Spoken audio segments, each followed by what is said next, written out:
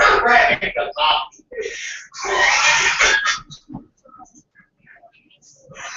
Oh, this is shit. Okay, anyways. This is a great way to try out both of these exceptional coffees and start with your favorite way to wake up America. Okay, so he sells coffee. Alright, coffee. Well, we're getting the coffee. Alright, what else?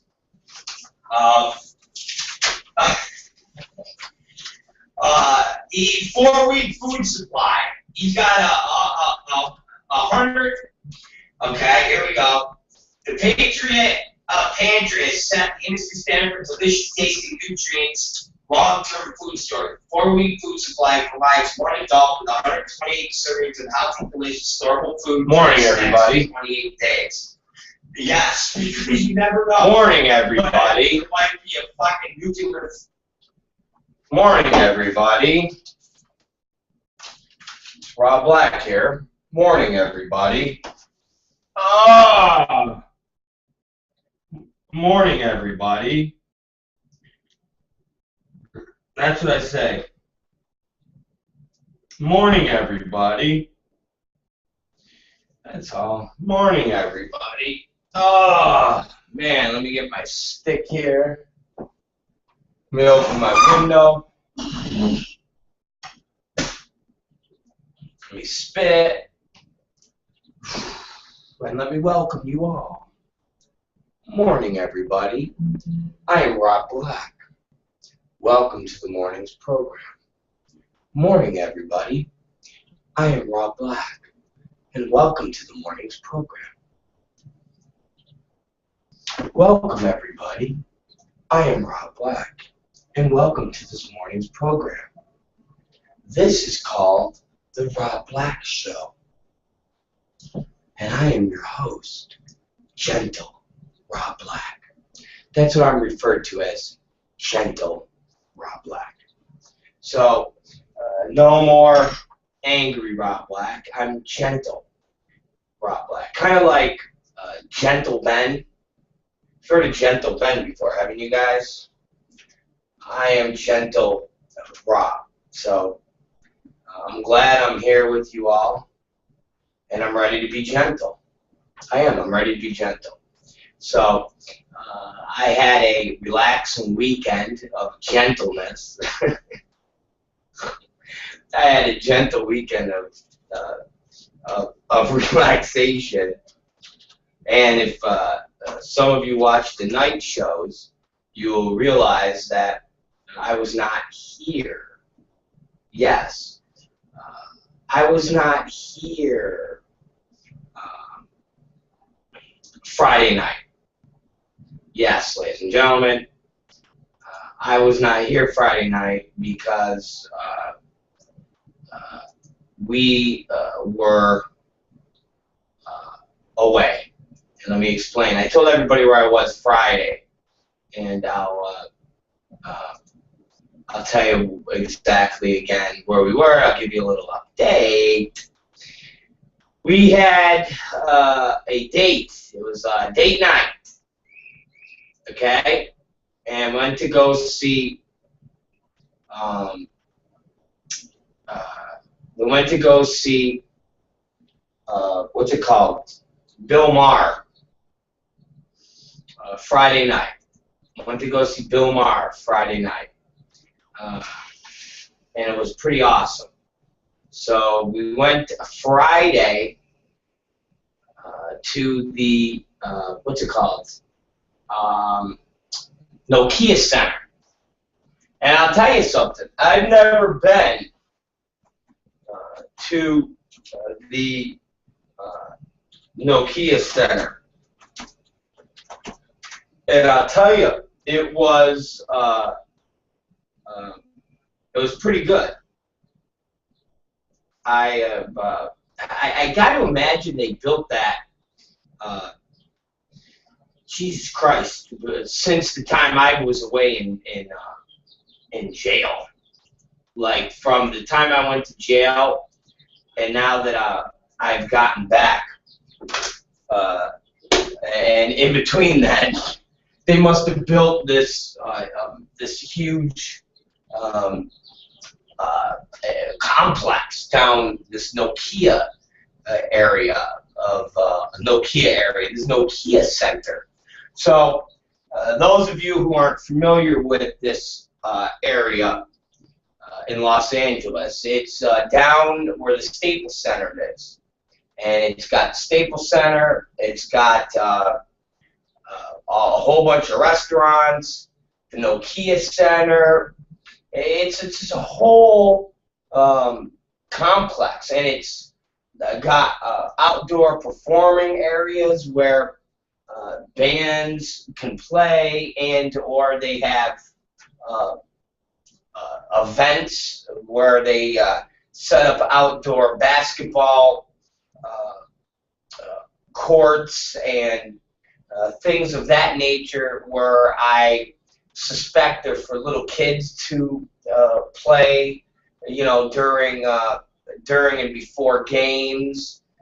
The Kings, they have other areas for the Kings games, the hockey team, the Kings. So they have basically like these little fun center areas that kids can get involved with, and they have them in the streets.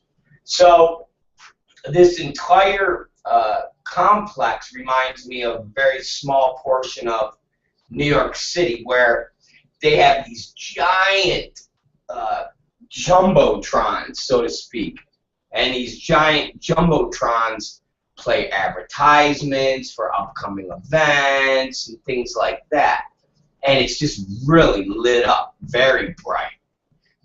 So when you're out there at night, it does give the sense that it's night. It's like daytime, just like New York City. And I explained to Katie that's what it's like when you're in Times Square. It's very light. It's very bright. It's very. What time is it? Oh, it's 2 in the morning, and it seems like, you know, it's the middle of the fucking day. So that whole area, they have restaurants. They have some great restaurants down there. They have a place called a club called the Congo Room, which Artie Lang was playing at Saturday night. It's definitely a really nice place down in the Los Angeles area near Staples Center. I remember Staples Center just being the fucking Staples Center. So now they've spruced it up immensely. Like I said, I haven't been to the Staples Center since probably 08. Literally, probably 08. So 8, 9, 10, 11, 12, 13, 14, 6 years ago. They had to have built a lot of this stuff in the last 6 years, because I never remember any of it. And it was good. So I went to see Bill Maher. If you go to my Twitter and my Instagram, you'll see the pictures. That guy shot like 2 or 3 pictures from Bill Maher. One outside the venue where I took a picture of the name Bill Maher on the marquee. Number 2, I took a picture of me and Kathleen inside the venue, like a selfie, like what? And then the 3rd picture I took of an upcoming event they have going on, and none other than legendary Yanni will be performing at the Nokia. And I wanted to take a picture just because I thought it was quite coincidental that we here at the Rob Black Show about 2 months ago talked about Yanni, talked about Zamfir, the master of the pan flute, and the great music that they create. So when we're sitting there waiting for Maher to go on, all of a sudden flashing up on the screen is fucking Yanni, and I was like, wow! Yes! Yanni will be here! So, I don't know, I think I might have to score some tickets to go see Yanni. Take Katie. Definitely people there will think that's my daughter, because I do not think there will be anybody under the age of 40 to 50 years old at a Yanni concert. I think it will be me and about 6,000 50, 60, 70-year-old people. It will be a very relaxing evening. I don't think there'll be any crowd surfing, crowd diving, or beach ball throwing at the Yanni concert. But nonetheless, I might have to go just to fucking watch him just bust out, man. And then, you know, look for Zamfir, Master of the Pamphlet. So, the Bill Maher show was awesome.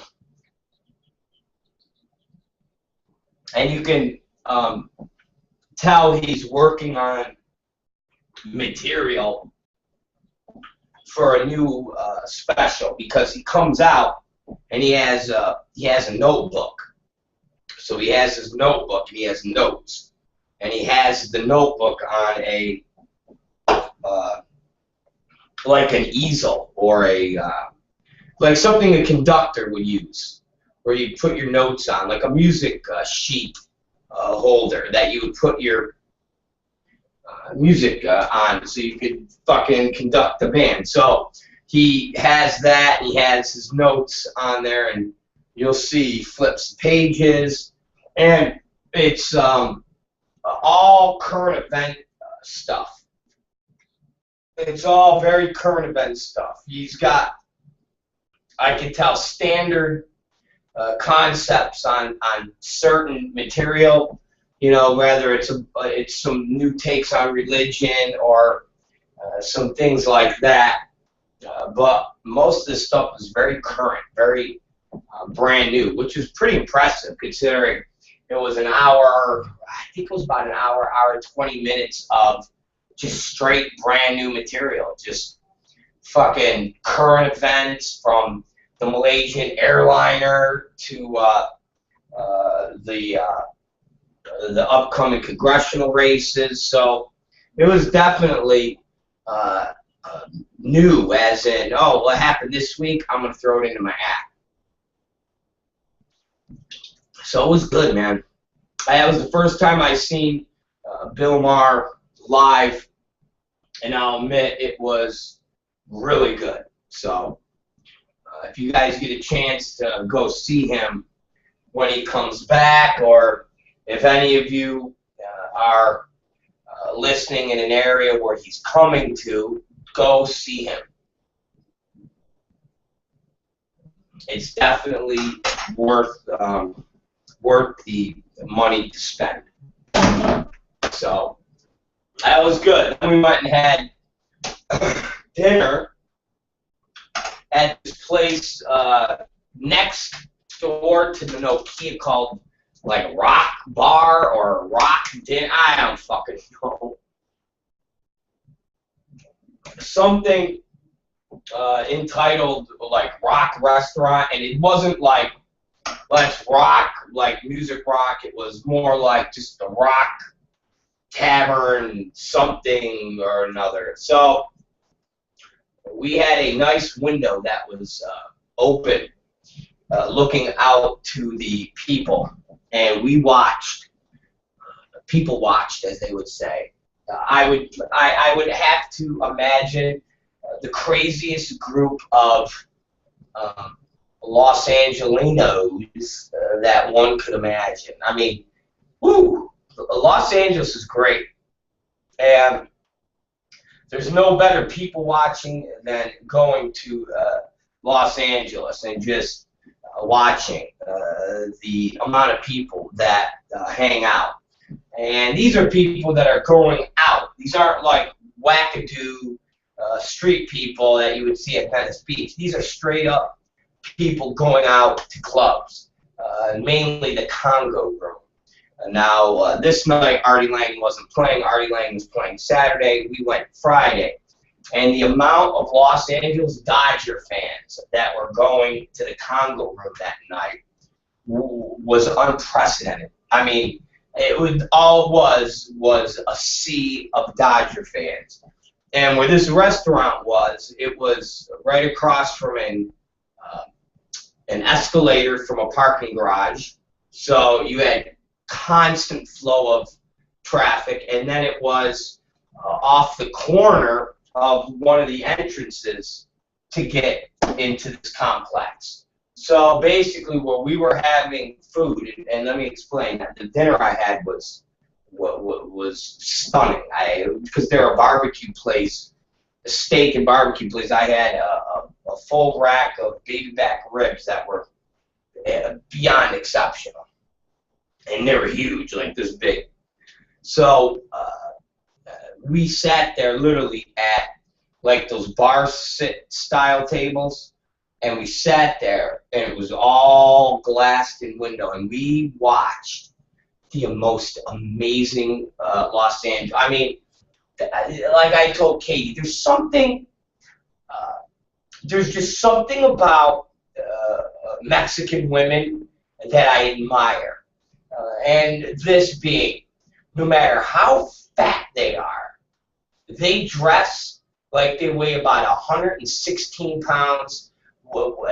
They dress like they're fucking Jennifer Lopez. I mean, they don't. There is no. Yesterday we went to Margiano's at the Grove, and we sat there, and there was a lady and a guy sitting diagonal to us. You understand something? All me and Katie do when we go out. This is what our conversations consist of: making fun of everybody else in the fucking restaurants, or walking by us. That's all we do. And we literally will have real in-depth conversations that are interrupted by either of us pointing out who the other, we literally, so we could be sitting there and we'll be talking and she could be like, I gotta tell you something. And I'll, what? My mom had this evasive surgery today. I'll be like, oh my God, is she all right? And she'll be like, yeah, but look at that lady over there. She's wearing a fucking muumuu. I'll be like, holy shit. Can you fucking believe she's wearing a polka-dotted muumuu? Who wears a polka-dotted muumuu like that? I'd be like, I don't know. And she'll go, so the doctor said. I mean, that's literally how we are. Literally how we are.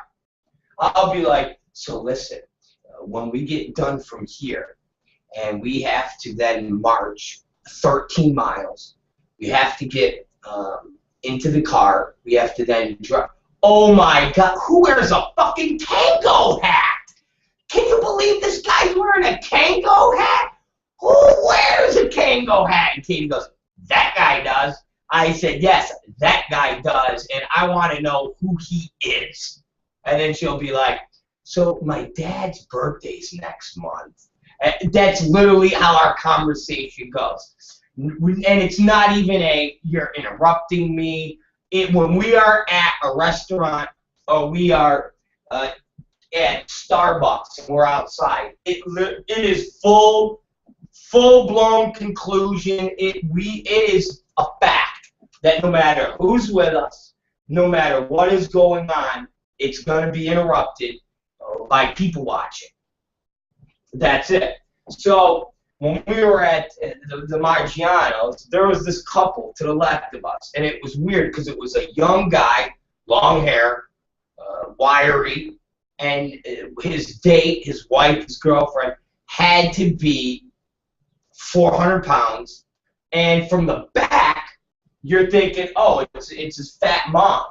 And then as she's talking and you look, you can tell she's like a fucking 26-year-old girl who just happens to weigh like 400 pounds. And she's got this fucking muumuu on that I've never seen a muumuu this big. It was a black muumuu with all these different colorful patterns speckled on it.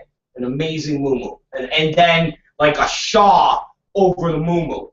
Guys, it was like fucking 80 degrees yesterday in Los Angeles. Literally. I mean, it was like fucking hot as fuck. Look at me. I got sun. See how red I am? I like laid out in the sun. That's how fucking hot it was. And there's this fucking lady. Literally, this is what it looked like. Fucking lady like this. Just like this. It was like Darth Vader at Margiano's, just like this, eating. Wah, wah, give me food. I said, Jesus, Katie, look at that. And now, that, ladies and gentlemen, is the quite opposite of all of the Latin beauties, because at this concert, the Bill Maher concert, there's no Latin people there. Please, nobody. The Bill Maher concert was great. I've never seen a concentrated amount of white, middle-aged, liberal people and gays. That's all it was. And Kerry King from Slayer. That was who was at Bill Maher. Kerry King walked by us. I'm like, it's Kerry King. And then I almost was like, yo, it's Rob Black. Remember you did XPW? But the show is about to start, and he was fucking late because he's Kerry King, a rock star.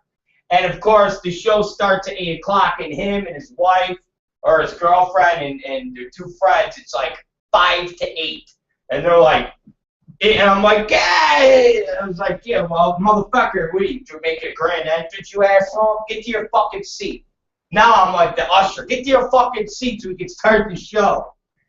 But literally, just nothing but middle-aged, white liberals and slews of fucking queers. That was it. And I mean, I'm talking about like not your garden variety gay, like hello. We're talking about like the very fucking prestigious fucking David Geffen gay. Like fucking with the buzzed crop hair, the fucking earring, and like a fucking little like vest. Like who wears a fucking vest unless you're gay? Fucking vest and the fucking Guess jeans and like the fucking shoe boots. Then they're just fucking just real fun. Like you're just like, wow, that guy is extremely gay. He's extremely rich, and he's going to let everybody know that he's rich and gay and powerful. Just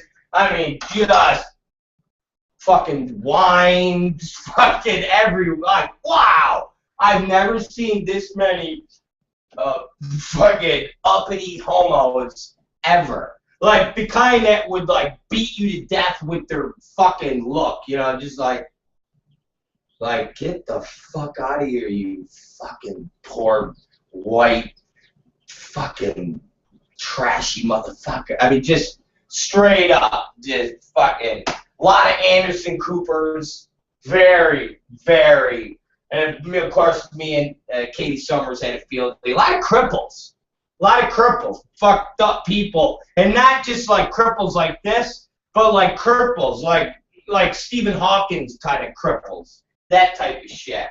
Very weird. Like, I guess fucking a lot of cripples like Bill Maher. Like, just a lot fucking with the blow tubes and shit.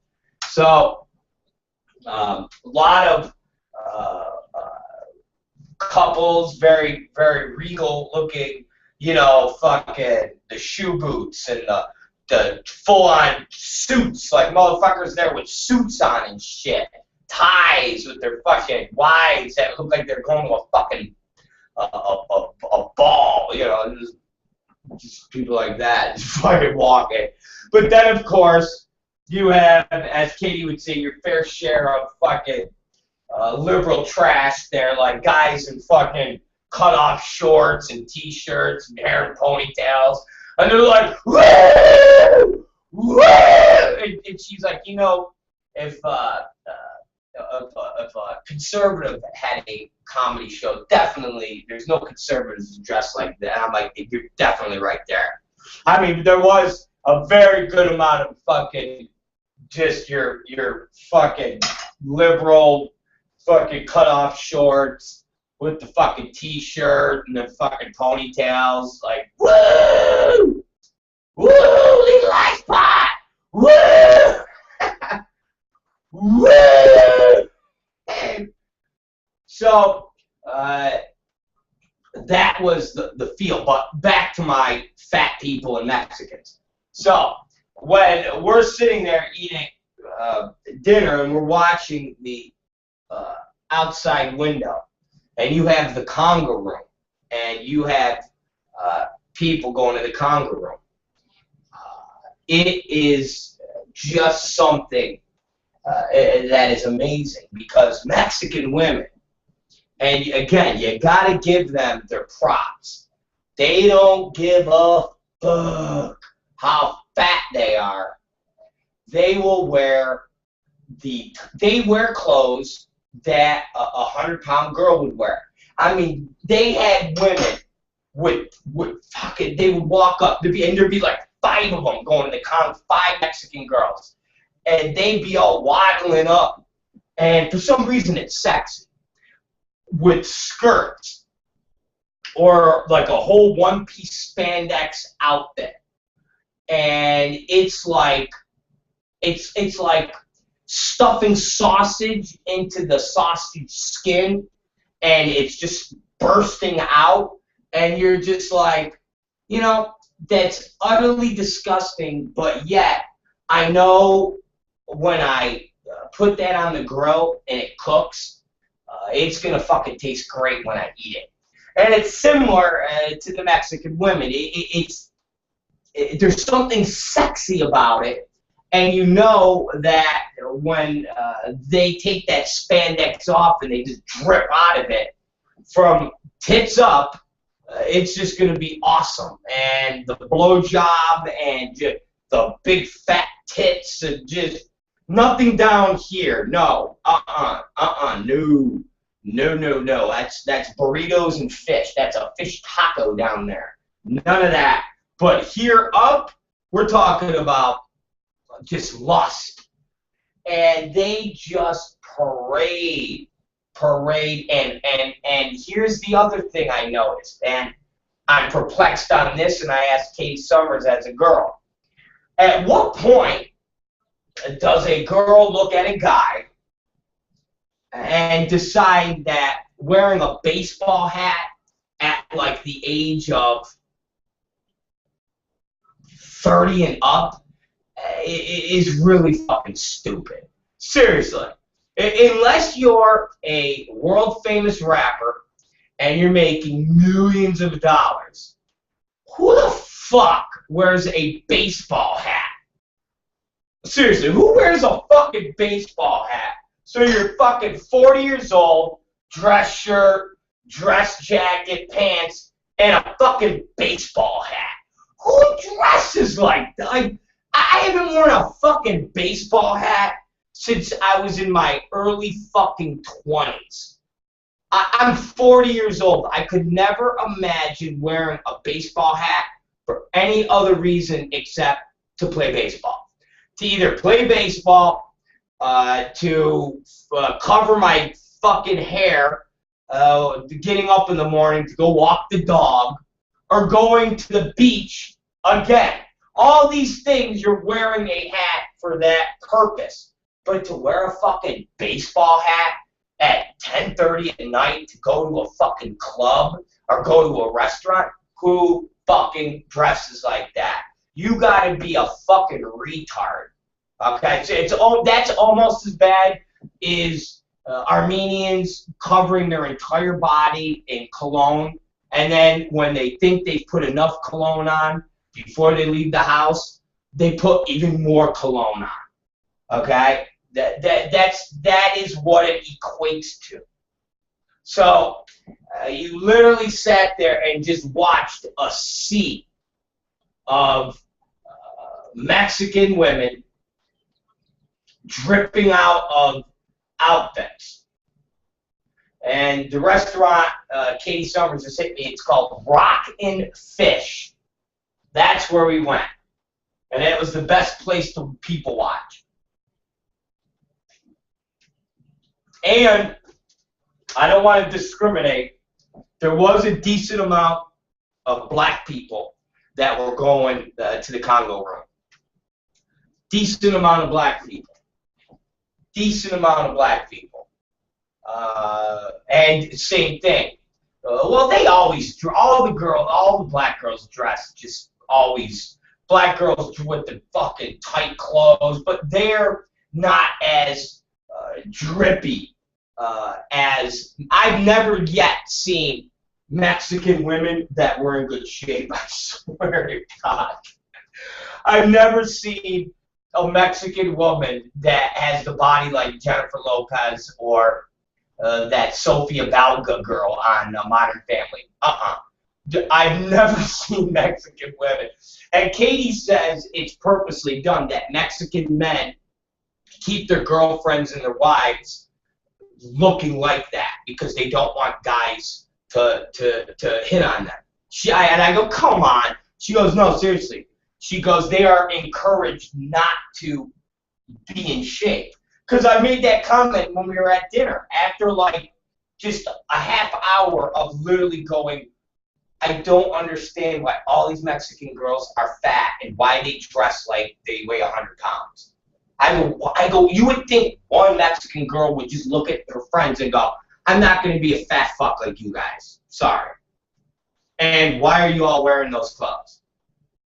She said because it's inbred into their psyche that that's how they look. And then, of course, the boyfriends and the family members don't shy away from dressing as if they weigh 100 pounds because they put into their heads that weighing 300 pounds to 50 is like normal, and that's how you're supposed to look. So in turn, they weigh that, and then they wear clothes that they shouldn't be wearing. So literally, we were watching girls, and they had the tight spandex like pants on, high heels like this, and then like these halter tops. So they'd have a halter top with their big tits, and then big belly, just a big belly, and they're just walking down the Congo room. And I'm like, really? I was like, I got some love handle here. And when that sees through my shirt, I like pull my shirt down and feel weird. That's not a love handle. That's like fucking fat.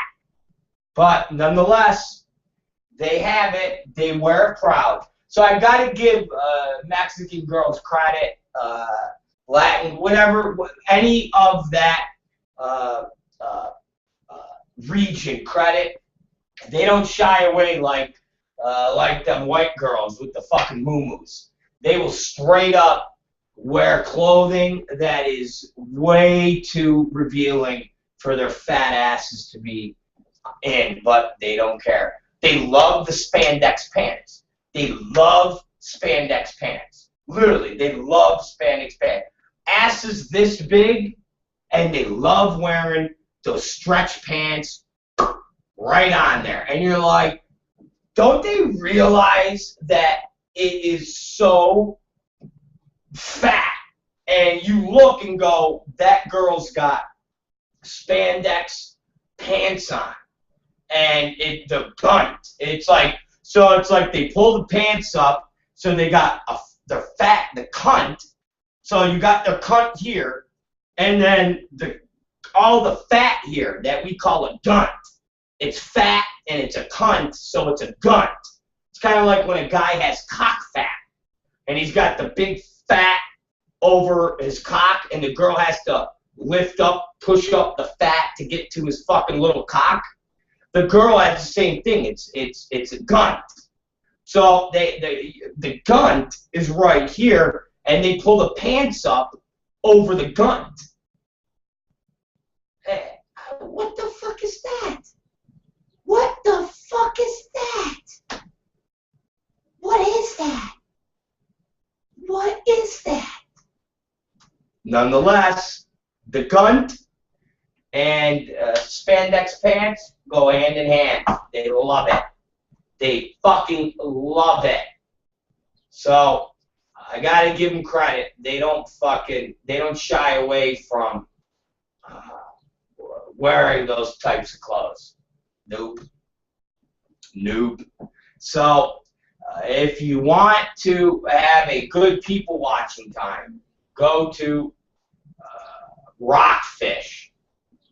Rocking Fish. It's a good place. One of the best. One of the best.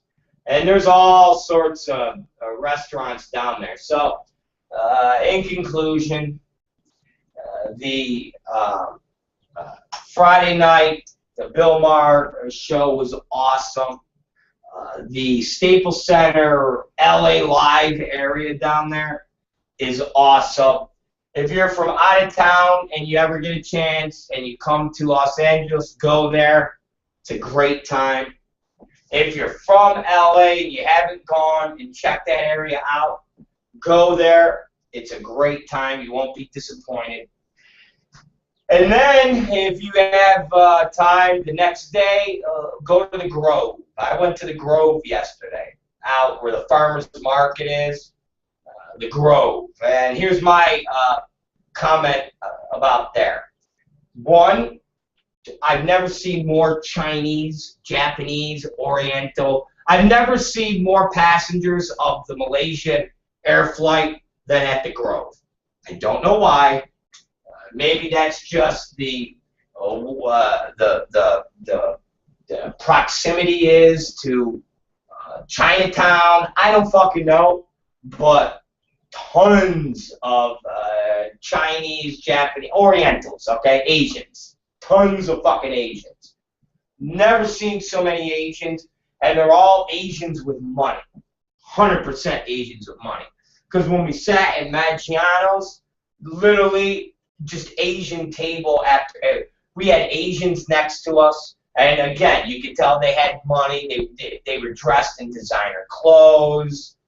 Then a party of Asians, must have been 8 of them, diagonal to us again, led by the older Asian doctor-looking guy, and like 7 of his Asian family. Then they're literally on the back patio where we ate. There were 2 black families. See how me and Katie eyed this up? 2 black families, and they weren't no ghetto black. They were like, again, doctor-y black, like fucking really nice clothing. It was like a big family, and they were talking, not white, not halal, but, you know, hey, you, very, you know, very Jim Brown, come here, very deep. A crew of them. But there was like 2 big black families, 6 Asian families, 2 very foreign financier families. Like 2 families to the left of us, when they came and sat down, the guy looked like Andy Warhol. As Katie said, he looked like Phil Spector. And they seemed Russian, and he sat down, and then an older woman with a child, who was like a 9-year-old, met him for dinner, and they spoke different language. They all sat down, and they ate, and the whole fucking thing. So they're some type of financier. But it's interesting. These motherfuckers weren't living in no fucking trailer. And here's the thing I noticed about all the black people out at the Grove, out in that part of LA. We're not talking about light-skinned black people.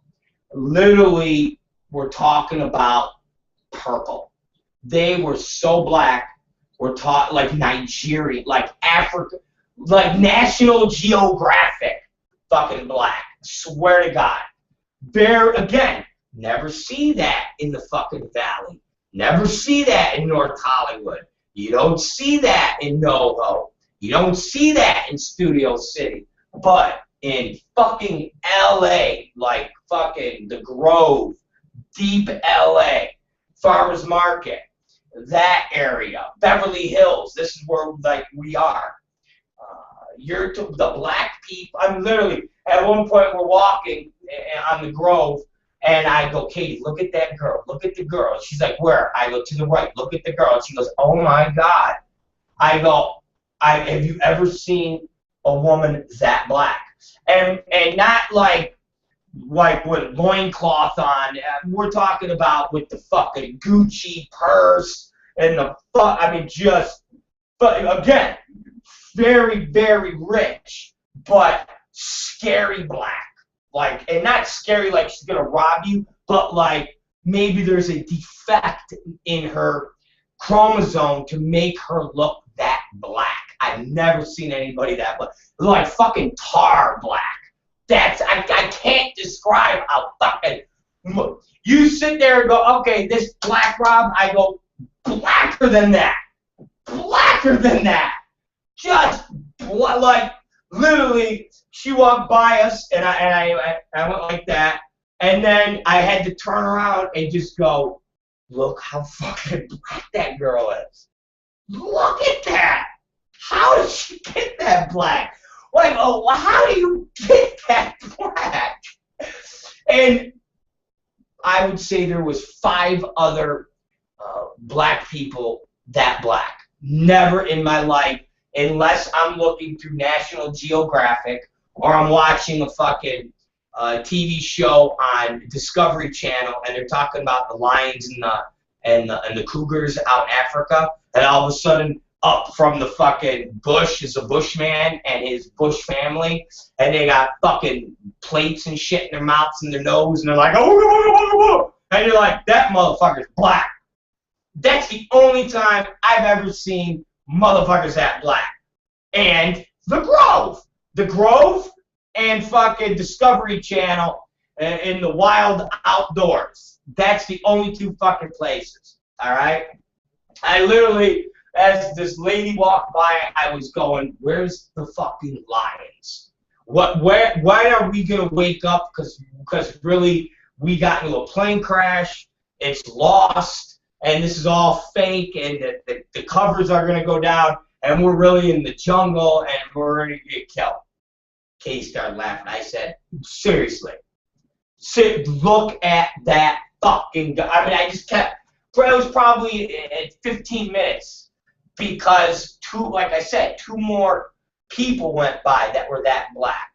And I was like, Jesus, these motherfuckers must be part of like the diamond mines or part of that whole South African trade. And they're here because they got rich from the diamond mines. That's the only way, because these were rich black people. These weren't no fucking North Hollywood, yo man, yo man, you got a cigarette? Nothing like that. These motherfuckers were dressed like just bang, like fucking, like, you think Denzel Washington looks good? Fuck Denzel. Picture Denzel painted fucking black like that black. That was these motherfuckers. The woman, couple of the guys, it was like, and they weren't like like fucking Nigerians. They were like American, like, hey, how you doing? So somewhere these motherfuckers are part of like the fucking blood diamond shit, because no black people ever have I witnessed being this black.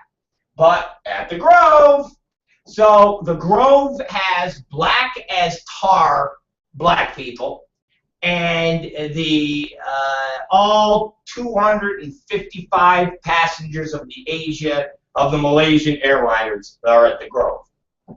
And if you want, throw in some of them South Korean fuckers that were on that ferry that can't find, that are fucking presumed dead and missing under the water.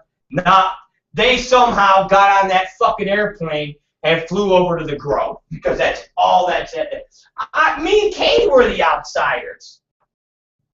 Okay, we're the outsiders. It's crazy. Well, and we were the fun. Listen, if you think I was staring at people because they were black as night and Asian as Malaysia, Summers over there had a halter top. Okay, she had one of these halter top. So she wears these jeans, these fucking jeans that you could paint on down to her cunt. So they're like hip hugger fucking, so you could almost see her cunt. And then she wears a halter top literally to here with those double D tits out to fucking here. And then the hair all fucking done, and she's got extensions, and it's all fucking done, and the makeup, and then she's got the big fucking pumps on, and she's just walking like this. And everybody that walks by goes right at those tits, right at her face. One guy's like, "You look like a supermodel." And I'm like, "Supermodel? This fucker." I'm like, what a fucking, like, just straight up, like, I'm there. I'm there. And it's just like, hold on. Are you a supermodel? It's like, oh, get the fuck out of here, Armenian. Just fuck. It's like, excuse me, boyfriend, I must talk to your lady. Are you a supermodel? It's like, okay, I get it.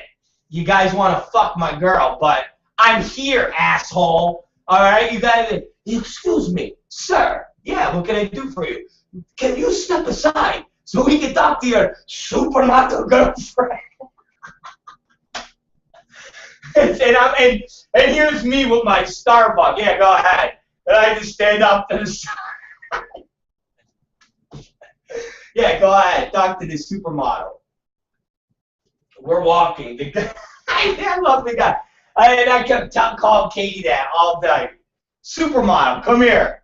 He said, "Oh, Lee, excuse me, supermodel."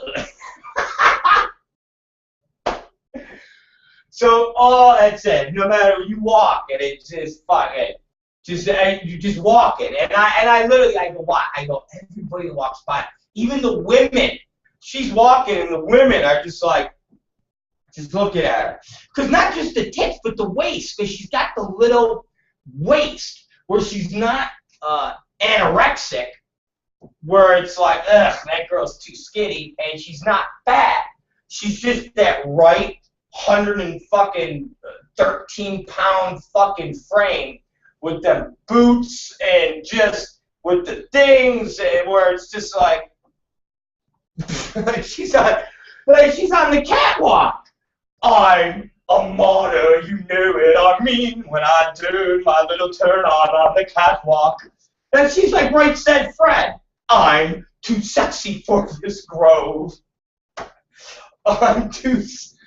Well, I said all you need is the mesh jersey that says 69 on it.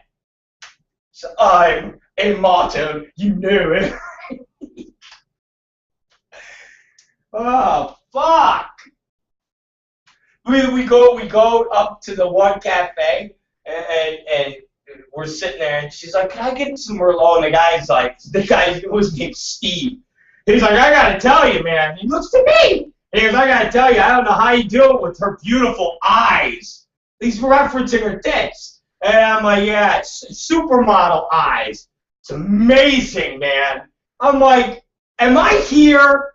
Am I fucking here? Do I look that laid back and cool? Where it's like, "Excuse me, my friend, can you step aside so we may talk today?" Supermodel! Yeah, go ahead. It's like, "Excuse me, how do you do it with her beautiful eyes? I don't even know how I could take your guy's order right now with her eyes." It's like, really, bro? Are you going to fawn over her big fat tits just that much? Really? Go get her drink, get me my fucking coffee, get stepping, asshole. Jesus Christ. Hello, my dear. Does anyone tell you that you resemble a supermodel? Oh, that's it. That was his thing, a supermodel. I told her, I said, "Man," I said, "the fucking dirty Armenians, they love you, supermodel." And then we're at the one cafe, and a whole crew. It's like Alibaba, that's what I could call it. So it's 3 Armenian Indian-y guys and 2 of their girls. And the one Armenian Indian looking girl, they all sit down, and of course, you can tell the one guy says to the other guy, oh my God, look at the supermodel, because they do the turn like I would do, where they're looking for like, oh yeah, look at over there, so they can look at her. And then you can see that the girlfriend of one of theirs says something like, stop looking at that girl. And I looked at Kate, I go, you got the whole, I go, you got Al-Qaeda over there, including their fucking wife, all enthralled over here.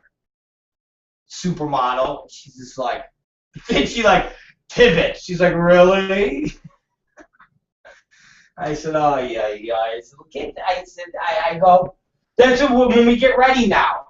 What to go out? You should be like, how do I look? And I'll be like, I go, I need to punch you in your face. That's what I go. I need to beat you up and ugly you up because you're gonna have too many people looking at us. Do I look good? I go, yes, you look fine.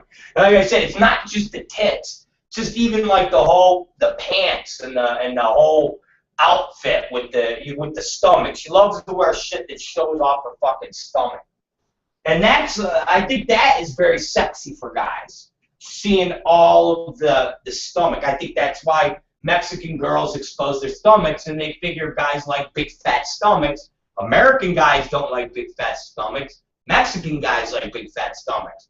American guys like the whole flat ab thing. So, yeah, that was the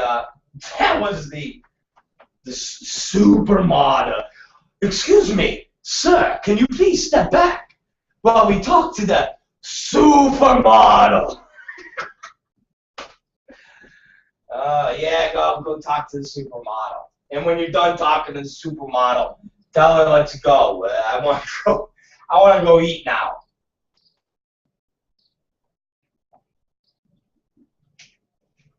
Supermodel. I told the supermodel, I said, supermodel, you better stay looking like the supermodel, because if you get to be a big fat Mexican, you're out of here. So why would you say that? Why would you think I'm going to be fat?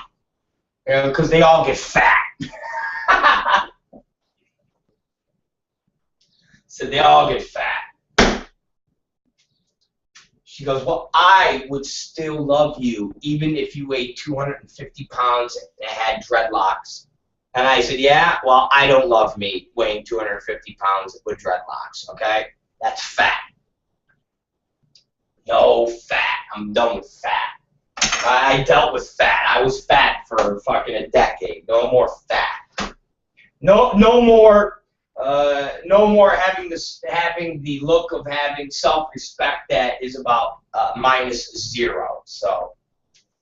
So there was the weekend, guys. You got the full weekend. You got the supermodel weekend. So go to the Grove. It's pretty awesome. You'll see all the people that I said. Go to LA Live, Staples Center. You'll see all those people.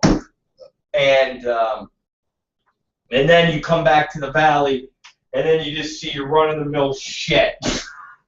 And then back in the valley, you see your run-of-the-mill black, your run-of-the-mill Mexican, and your run-of-the-mill Chinese. You see the big fat Chinese lady at the rub and tug, and you're like, well, how are you gonna jerk me off? I'm gonna pay you to jerk? Yeah, you come now. I rub you good. Come on. Oh, fuck, all right. Fuck. You see the black people, they're like, hey, man, you got a cigarette? You're like, really, bro? Really? Here, go ahead. And you'll see the fat girl, the fat Mexican on the corner selling fucking the coconut drink with her fucking big fat belly hanging out. And her 4 fucking kids on little leashes, ropes, standing by the fucking taquito machine. So there you go. It's amazing. You go, how did we go within 20 miles of this caliber of ethnic? How do we get from this race of black people to this race of black people? How do we get from this race of Mexicans to, how is this? How the fuck did this happen? How did I go from Venezuela to Tijuana? How did I go from South Africa to fucking Baltimore, Maryland? How did this happen? Where'd this boat? How did this fucking slave ship drop motherfuckers off? They're like, all right, you guys, this boat's from South Africa. This boat's fucking going. Okay, you're going to the Grove, and you're going to fucking. You're going to North Hollywood. It's like, motherfuckers, we're going over the border. Where are you going from? I'm going from Tijuana. All right, you're gonna go into North Hollywood. Where are you going from? Venezuela. All right, you're going into fucking fucking Grove in LA. You're going to LA Live to the Congo room. Okay. Just give me that fucking hat. Leave the fucking hat, you jerk off. Don't wear the hat. Okay? Okay. And give me the chiclet gum. No chiclets. That's for the North Hollywood crew. You guys bring the chiclets. Oh, Christ. Anyways, it's the Rob Black Show. We're going to take a break for just a minute and listen to one of our favorite bits. It's one of our favorite bits. I can't do without it. When I think about it on a daily basis and I don't hear it, I get depressed.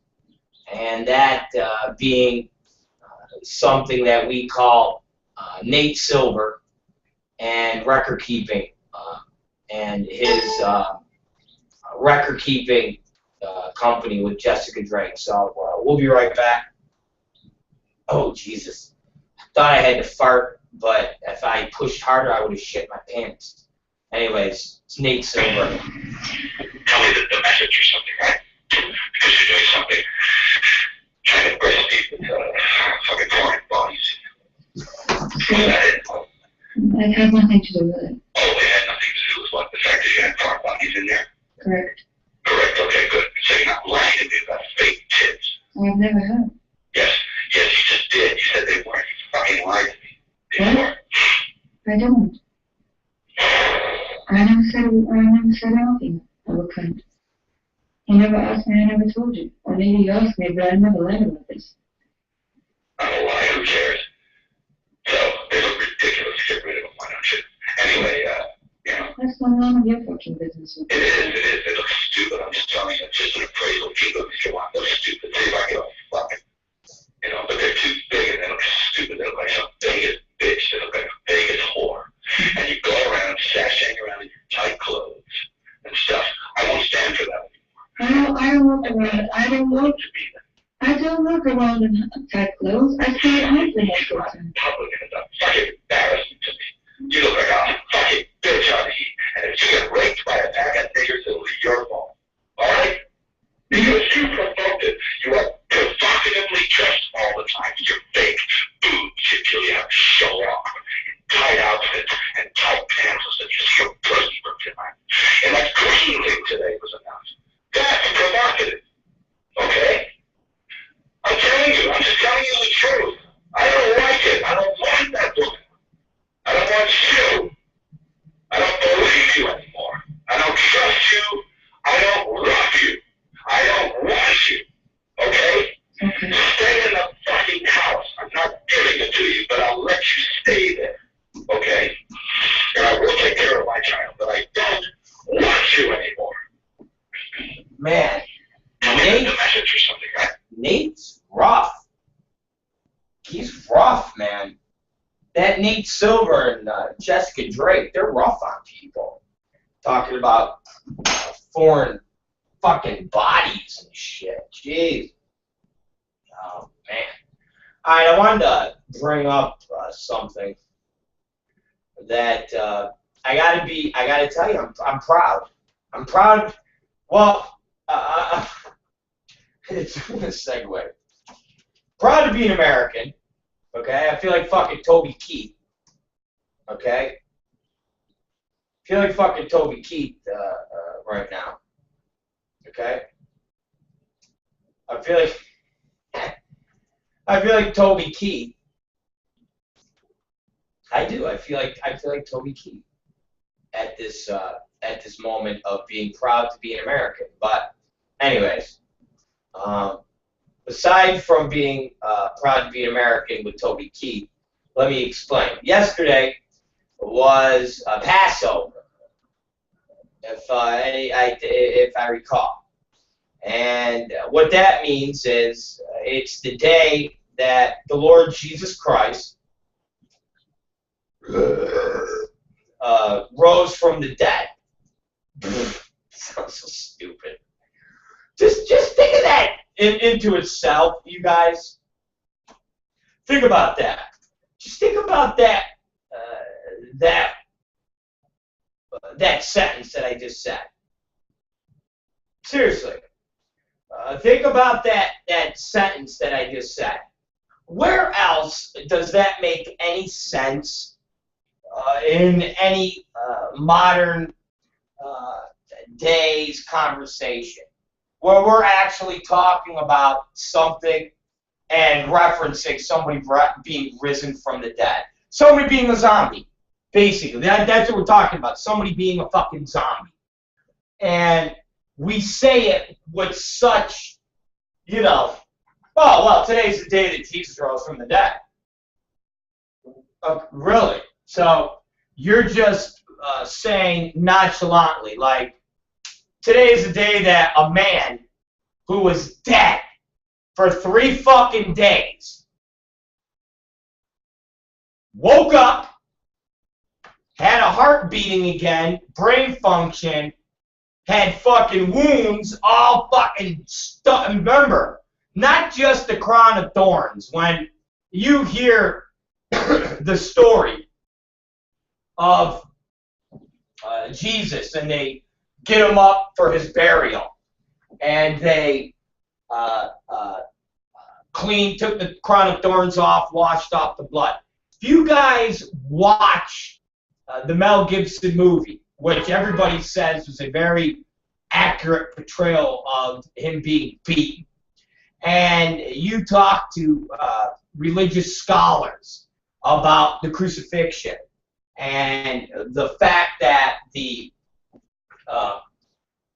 nails and what they did through his feet and his hands and the lashings that he got, how they ripped apart his flesh, the amount of beating that he got, zombie Jesus would have fucking looked like shit when he came. This motherfucker would have just came walking back. People make the, oh yeah, he's just walking back, and he, no. Listen, zombie Jesus, aside from the fact that the hole on the side where that one fucking soldier stuck the fucking spear in him, just that wound alone would have some guts hanging out of it. Okay? The wounds on his back, shredded, okay? This guy, literally, as they described the crucifixion, was basically shredded. His body was shredded. So, this concept of them taking the crown of thorns off, wiping away the blood, dabbing it off, and then wrapping them in a little fucking a shroud. Guess what? Have you ever got a fucking wound? Let's just think about a Band-Aid for a minute. You know a Band-Aid? You get a fucking white gauze, and you cut yourself, and you put the Band-Aid on, or you put the white gauze on, and the blood seeps through the Band-Aid and the gauze, and you see a stain. Jesus and the shroud that he was wrapped in would have been covered and soaked in fucking blood. All right? When this motherfucker woke up on that third day and just shook off just being dead. All right, you gotta like at least listen. We've all had one of them sleeps where you wake up and you can't even open your eyes. You're like, oh fuck, God, damn. And that's because you slept a little bit too long, like an hour too long. Imagine sleeping 3 fucking days long. All right, you wake up, you're like, oh fuck, I got this shit on me. You're unwrapping it. It's just dried blood, just fucking rags of dried blood. Now you wake up, and you got to imagine when you go to fix yourself up, because you know you didn't just get up and just be like, okay. All right, let me go fucking see those assholes, fucking those apostle jack-offs. And you're walking. You know, he had to have at some point just was like, oh, man. What the fuck? Pulling skin hanging off. Oh, man. I'm fucked up. He's just skinned. Oh, man. It's my fucking colon. Fuck. And he's just stuffing shit in. So, you know, he's just wandering out, just fucking zombie Jesus, looking like a fucking zombie. Alright? But we talk as if it's normal. Seriously, I heard people talk this yesterday. Oh, this day Jesus rose from the dead. Motherfucker, you don't find this incredibly bizarre that nowhere else have we ever heard of anybody becoming a zombie ever once again? It's one of those things that if it really happened, you would think that, here's an interesting factoid. The fact that nobody even knows the day that he was killed and or rose from the dead. I literally did. This is how naive I am. I thought that the whole concept was a day. Like, I thought he was killed on the 17th, and then he rose on the 20th. And then I was informed that, no, it's like the third Sunday of the month. I said, what the fuck? Whoa, what do you mean? What's that? I go, somebody rising from the dead cannot be celebrated pending on the specific Sunday of the month that, and they go, well, it's a church thing because they want it on a Sunday. And I go, well, doesn't that into itself prove to all the religious kooks that it's a bullshit story? If being risen from the dead, living inside whales, that type of stuff isn't bullshit enough, isn't the fact that the day that he rose from the dead is fucking dependent on the third Sunday of a certain month, of a certain year, and isn't that? And they look at me and they go, well, you know. And I go, no, I don't know. If you're killed on a day and then you're celebrated on another day that you become a zombie, that should be etched in stone forever. Just like JFK was shot on a certain day, and we celebrate the day of his birth, or we celebrate the day that he was assassinated. Not celebrate like, yeah, we're glad he got assassinated, but we mourn. How's that? My bad. Better word. We mourn the day that he fucking was assassinated. It doesn't fucking fall on the guideline of the second Thursday of the month of Texas. We know specific days. If they were so intelligent back then to write books, to keep logs, someone was keeping logs of all this godly shit that was going on with Jesus, you would have thought somebody would have logged in the fucking day. This day, he was killed. This day, he rose. Not just a generalization of, around this day, he rose from the dead. Well, which day? Around this day. Well, what day is that? Whatever the day Sunday lands on, asshole. Well, that's not being very specific. And I bring this up, ladies and gentlemen. Why? Because it was a very special birthday yesterday. Yes, very special. And when I say special, I mean so special that a lot of people didn't know about it unless you're a war buff or you watch the History Channel, where, as we've said before, the History Channel devotes at least 78% of their programming to World War II Nazi era documentaries. But yesterday was Adolf Hitler's birthday. Yes, old Adolf. Yes, Adolf was born on April 20th. April 20th, good old Adolf. It came from his mama's vagina. Yes. Yes, makes you wonder if something would happen and she got an abortion, would we ever have had a World War II? Would we have ever had a genocide? Would we have ever had the things that have happened? Who knows?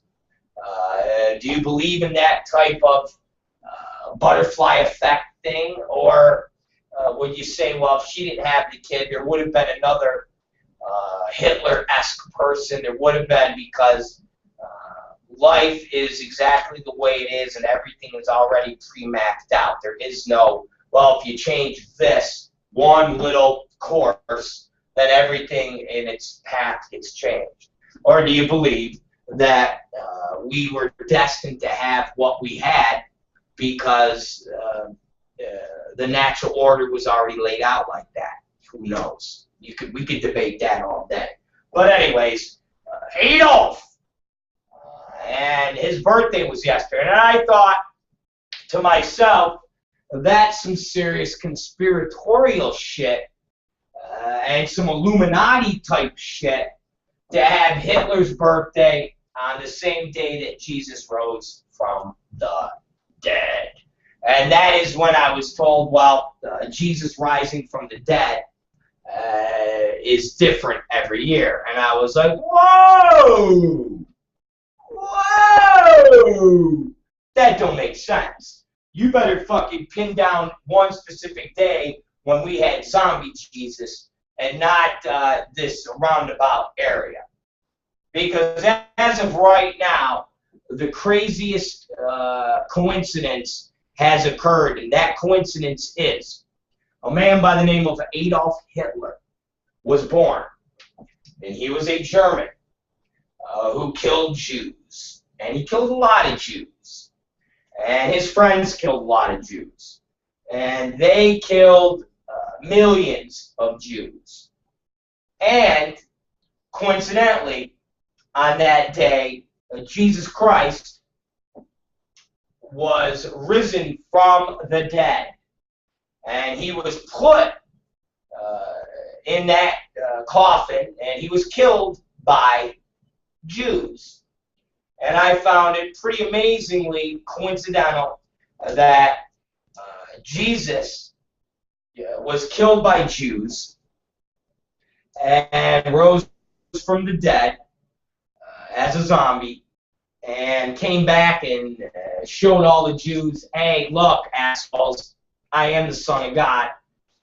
And on that exact same day, Adolf Hitler was born, who grew up to kill all the same Jews that killed Jesus. Very weird, don't you think? Very weird and very coincidental. And I know there has to be some conspiratorial fucking blogs written that say that's all not a coincidence because somehow Hitler and Jesus and that whole circle is connected somehow.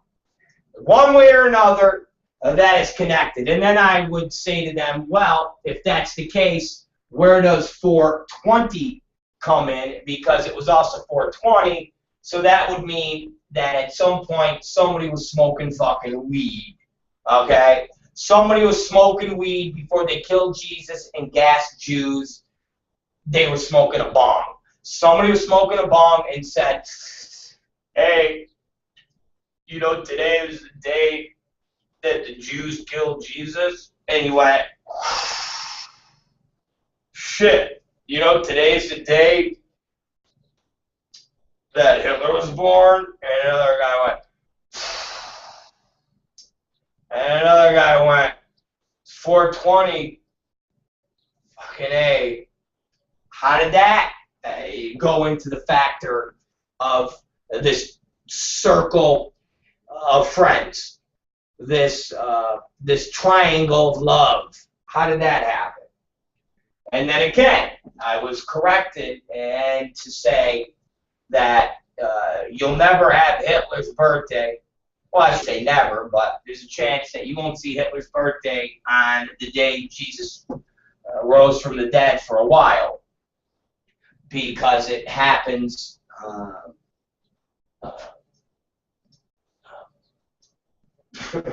infrequent, because they don't know when Jesus raised from the dead.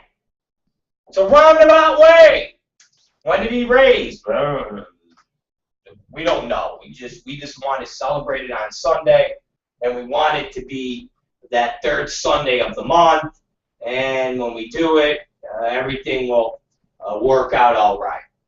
Doesn't really make any sense. Okay?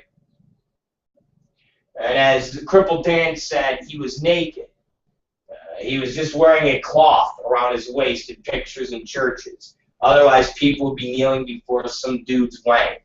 If crippled Dan thinks the guy wearing the cloth, and if he didn't wear it, be kneeling before his wang, is bizarre. How about the fact that he was just a beat-up piece of meat that was wandering around? Like, what up? What up? All right? Because let's face it, that's more bizarre than anything. That he was beaten to shit, and he rose and came back and said, how's everybody doing? I'm back. Don't mind any of the wounds. Don't mind my eyeball hanging out. Don't mind this big giant hole that has my fucking colon just dripping from it. Don't worry about it. Don't worry. It's all good. Everything. He's like, everything's going to work its way out. All right, guys? So that was yesterday. Birthday, 420, and Jesus rising from the dead. Now, let me throw one other thing into the mix. And this is what made me happy. This is what got me excited. Okay? This is what got me pumped. Because anytime that we whack out fucking terrorists and shit, it gets my fucking dick hard. It does. Because you all know how I love this president. You all know how I'm a diehard Democrat. And for so many years, Democrats have always been labeled this soft on defense, and they're weak, and they're fucking faggy, you know. And you always remember Michael Dukakis running around in a tank with a little helmet on. People went fag. People remember John Kerry fucking wind sailing. Fucking people went fag. You know, I mean, it was just that was always the view of a Democratic leader. You know, Bill Clinton was just known as loving pussy. So he was nor weak, nor was he strong. He was just kind of in the middle. And then you had George Bush, who people perceived as being this kick-ass cowboy.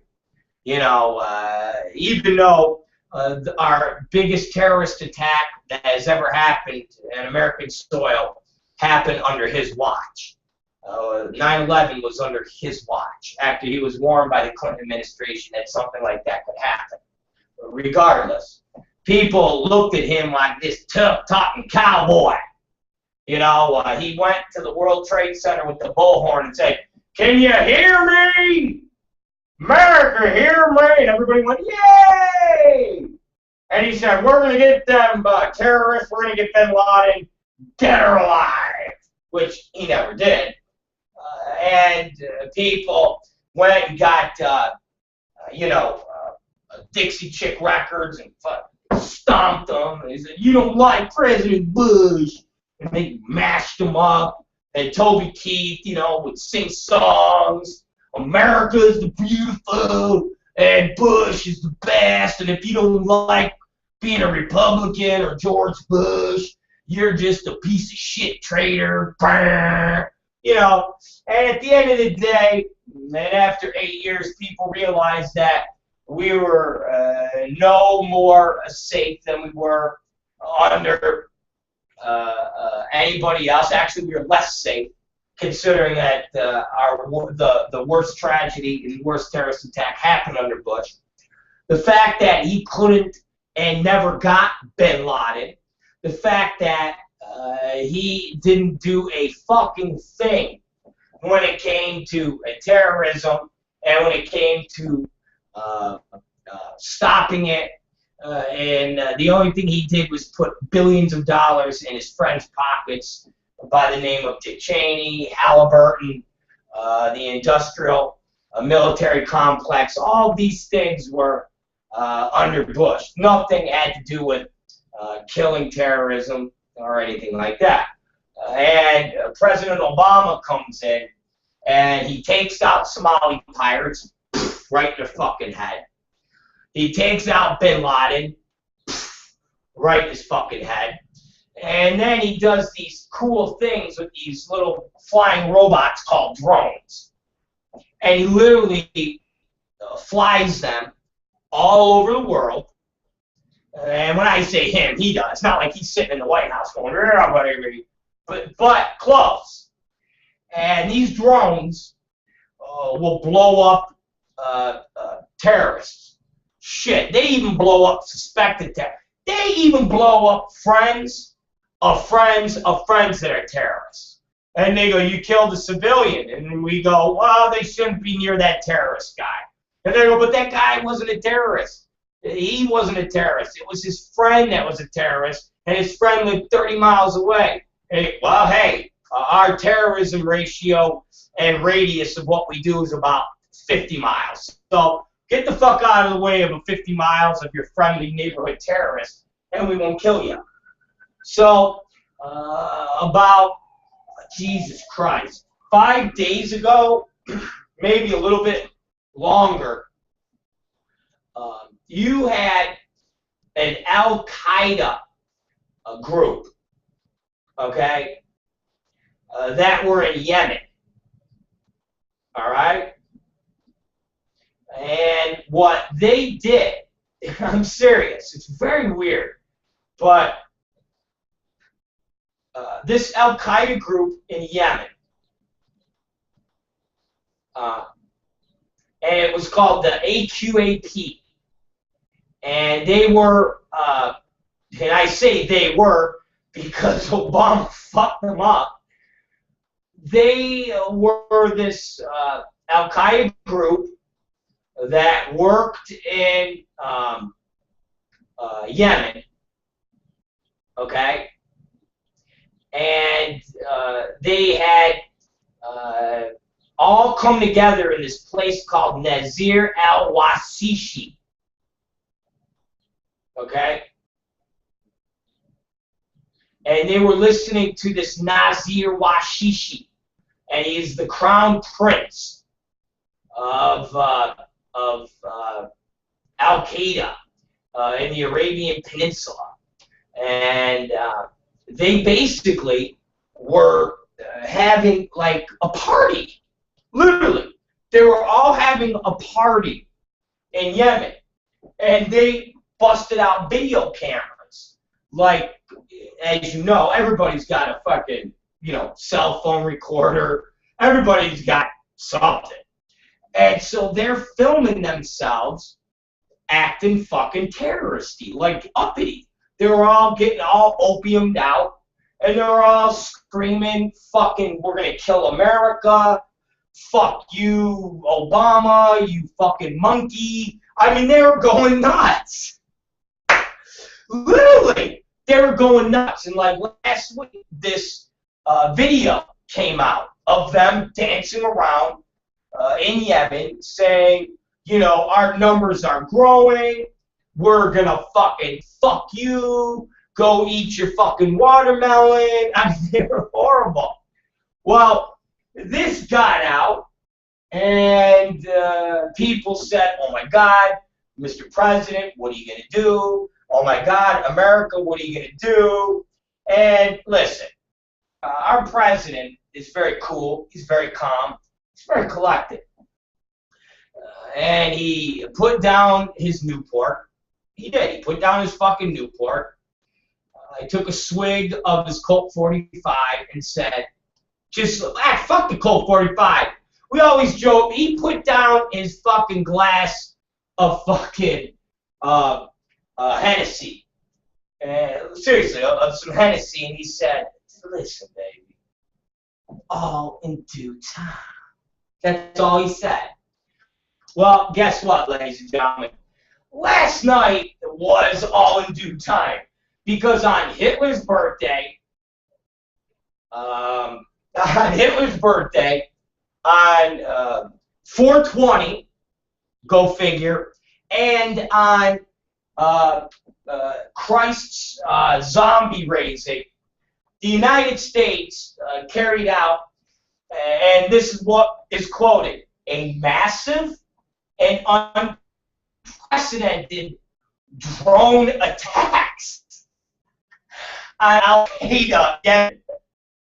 Unprecedented. I mean, guys, seriously, it was something out of a video game. All right, like Space Invaders. They said there were so many drones and so many strikes on this Al-Qaeda group in Yemen that it was like something out of a science fiction novel. Okay?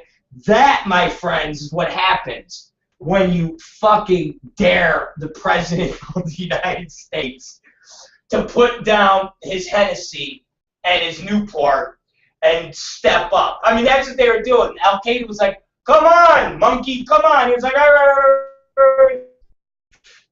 Give me a couple days, all right? I'm a little fucking busy. I got shit I gotta fucking do.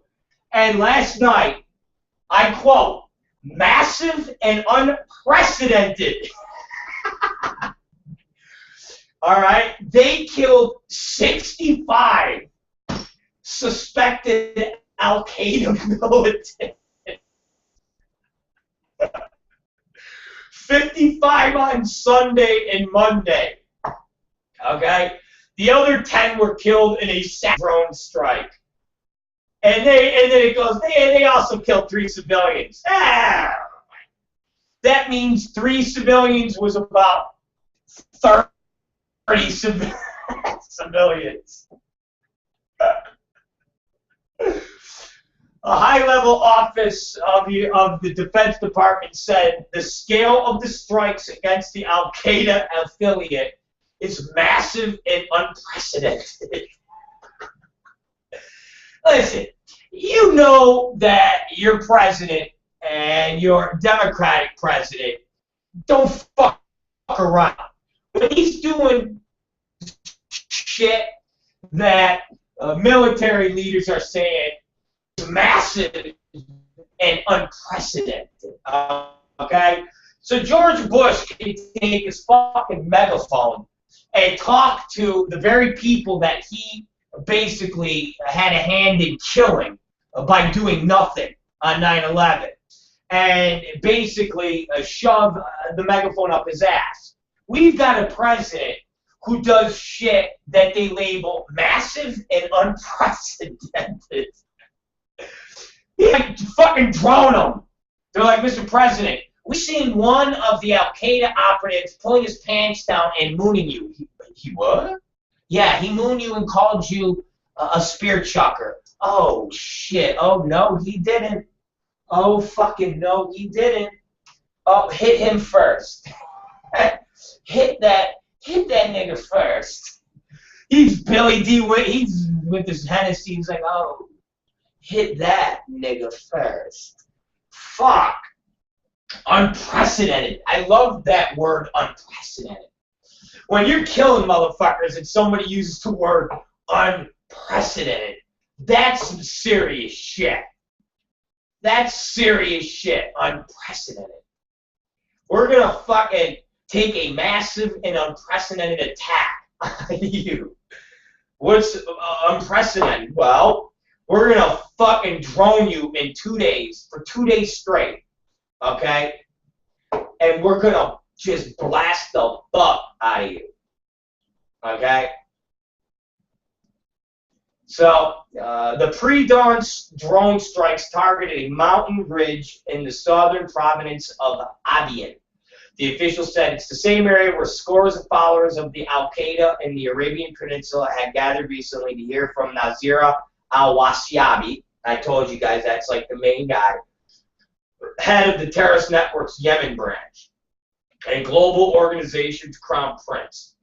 It's too early to tell how many militants were killed, but the number is at least 12, the official said. The targets included foreign nationalists, but he provided no details of what their nationalities were, nor was it clear rather high-level targets were among the dead and wounded, he said. Some of the slain militants were Saudi citizens, 2 Yemen government officials said Monday. Yemen state news agency Saba said 3 strikes targeted an Al-Qaeda training camp in the village of Wadi al-Khalili, about 450 kilometers south of the capital of Sana'a. The fighters were preparing to launch attacks against Yemeni and foreign interests in the area. Well, I guess they ain't launching no attacks anytime soon. These strikes destroyed the training facility completely and killed both Yemeni and foreign members. The high-level Yemeni government official said Sunday's raid was a joint U.S.-Yemeni operation. He would not confirm whether drones were used in the attack, but the United States is the only country known to have conducted drone strikes in Yemen. As a rule, U.S. officials don't comment on those strikes. But the officials said the area is so rugged and mountainous that Yemeni troops would have faced heavy losses in any ground assault. Al-Qaeda operatives had fled to that area after a 2012 push by government troops backed by the United States. The high-level office said it would take time to clarify the details of the Sunday strikes, rather than raids targeting camps, vehicles on move on both, and the full death toll among militants, whether they were any civilian casualties. But other Yemen officials who asked to remain anonymous, as they are not authorized to speak to media, said there was growing frustration with the government about the lack of clarity and expressed concern that some of the information the military is reporting may be propaganda. I'm worried this is an attempt to convince Yemenis. Let's see. At this hour, the number of military reporters being killed keeps changing, and we still aren't sure if any civilians have been killed or wounded in the strikes. I love that. Yeah, the Yemenis are smart enough to doubt initial reports of this type. If it does turn out to be exaggeration, it will make the people here trust their government even less than they do and feel growing anger over the drone program. The United States first used armed drones to pick off an Al-Qaeda operative in Yemen in 2002.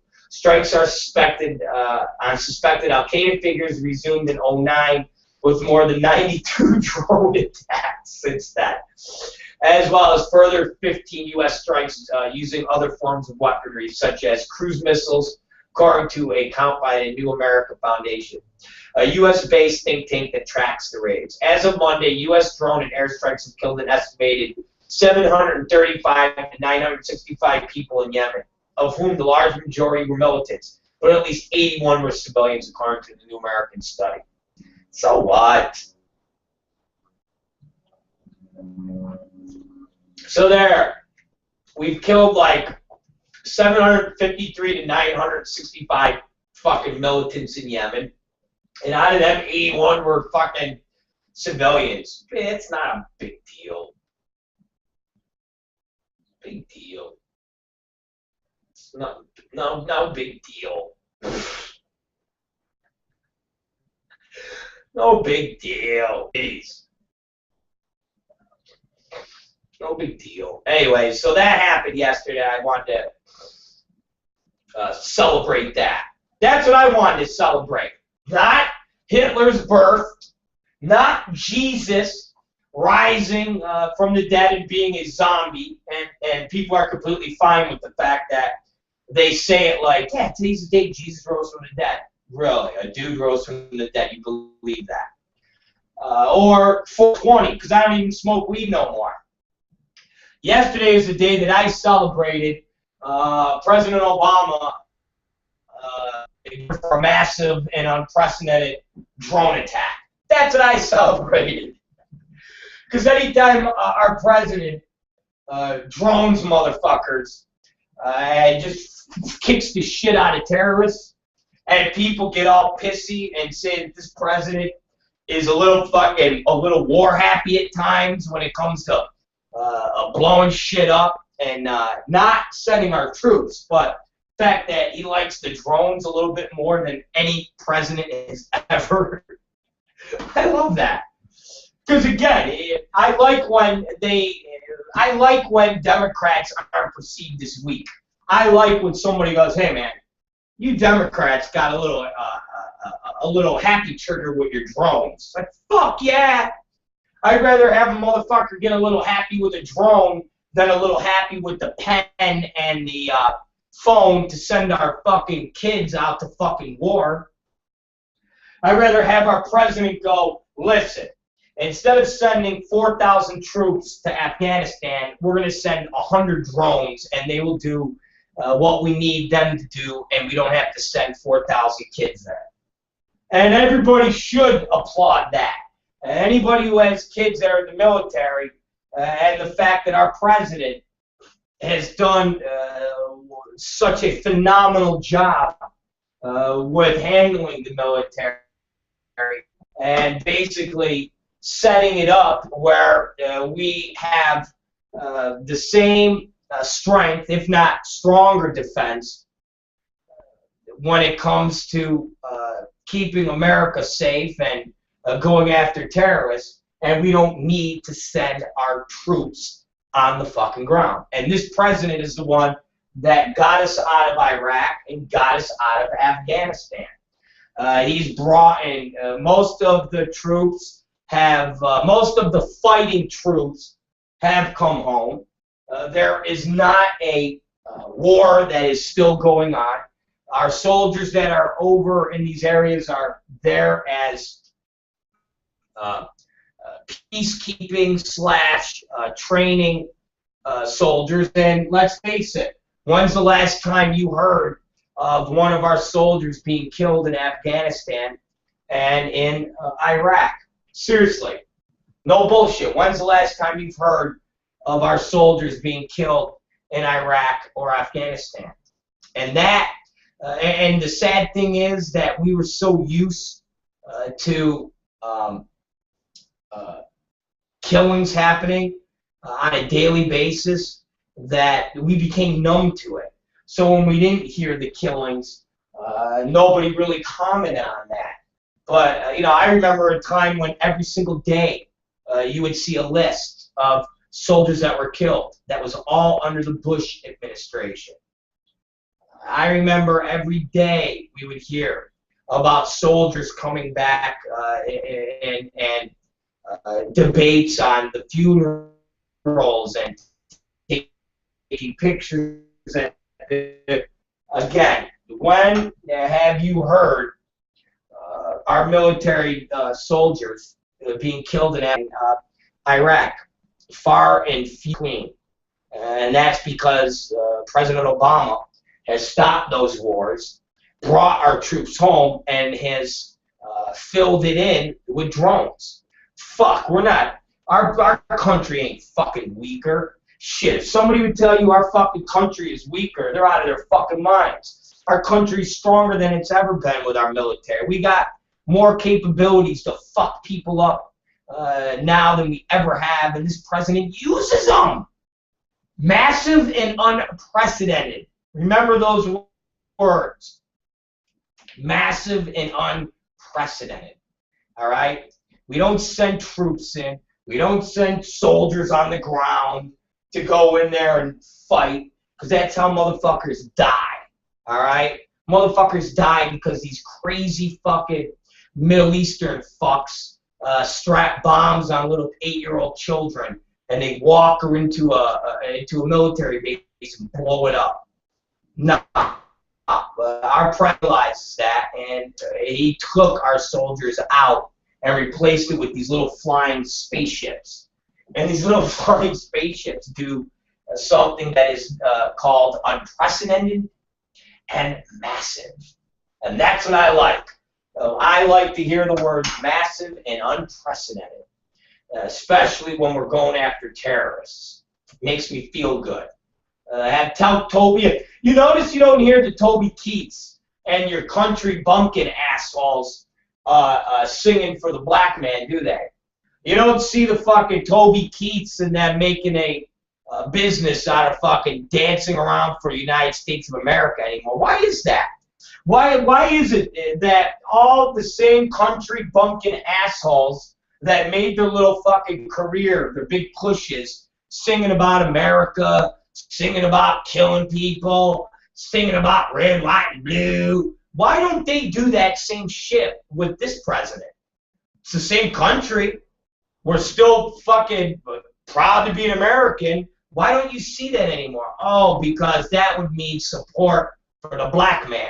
That'd be support for the Democrats. Well, guess what?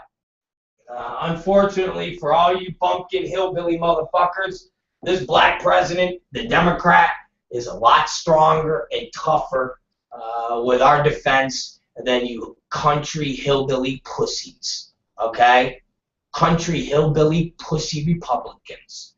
This Democrat, this Republican has been stronger in defense than any of you fucking punk-ass bitches could ever have imagined. Fucking George Bush. Guy fucking had 17 different deferments and was AWOL in the fucking in the Texas fucking Air Force, or whatever the fuck he was, National Guard. Guy's a stumbling drunk, a coke freak. Guy's a fucking punk. Fucking where are I was thinking that yesterday. Where are the Toby Keiths? Where are the fucking the country singers? Be proud to be American. Support the president. You don't hear that no more. You don't hear nobody say, be proud to be American. American tough. I haven't heard that since our president's been in office. Where's American tough? Where's the red, white, and blue? Yeah, okay. Because if you had to say that, you have to support our president. They don't want to support the color. And that just shows you that the majority of Republicans, the majority of the fucking country hillbilly motherfuckers hate blacks. They're all fucking racist. And they're fucking hate women, too. So, there you go. There's my celebration. Fuck Jesus' death and rise from the dead. He can go fuck himself. Right his dead ass. Fuck Hitler, right up his ass, and fuck the 420, just because I don't smoke anymore. Take all those things, combine them into a big ball of fuck you, wrap it up, squeeze it up, and throw it out the window. We're creating massive and unprecedented attacks on Al-Qaeda in Yemen by the President of the United States, Barack Obama. That's our celebration. All right, guys, the Rob Black Show.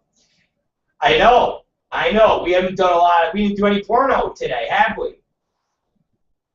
I didn't feel like porno this morning. Don't forget. We're going to be here tonight.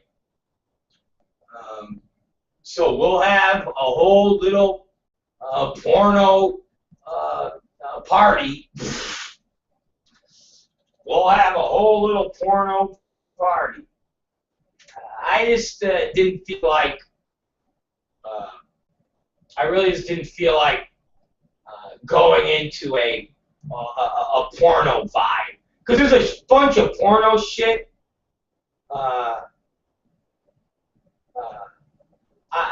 you know, I didn't find. There's enough porno right now.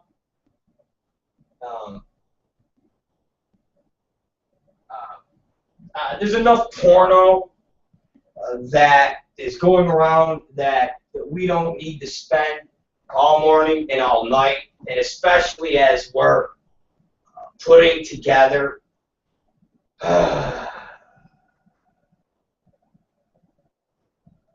especially when we're putting together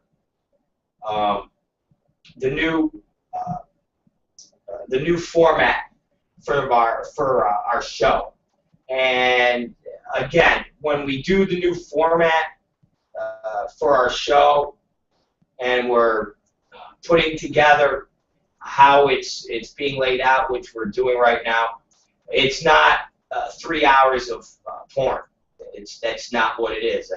That's not something that's going to be on television, and it's not going to be something that it will play good to a larger audience. So I've said it before, we're constantly changing with this show and what it all means and what we do. And so tonight we'll talk about porn. There's a lot of porn to talk about.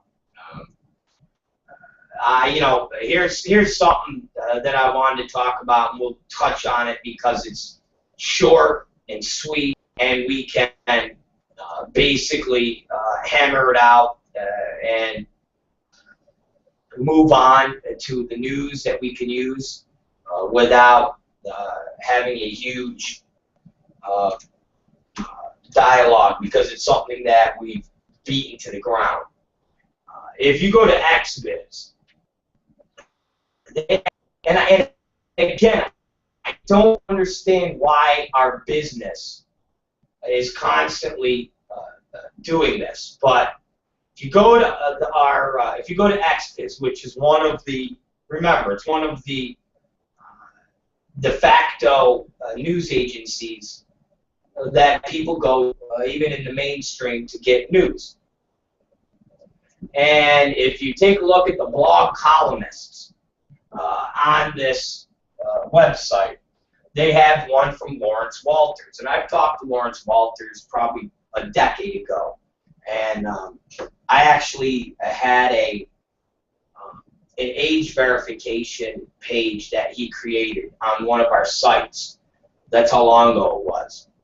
And I always considered him a decent guy, a smart guy, somebody that wasn't necessarily a bottom feeder,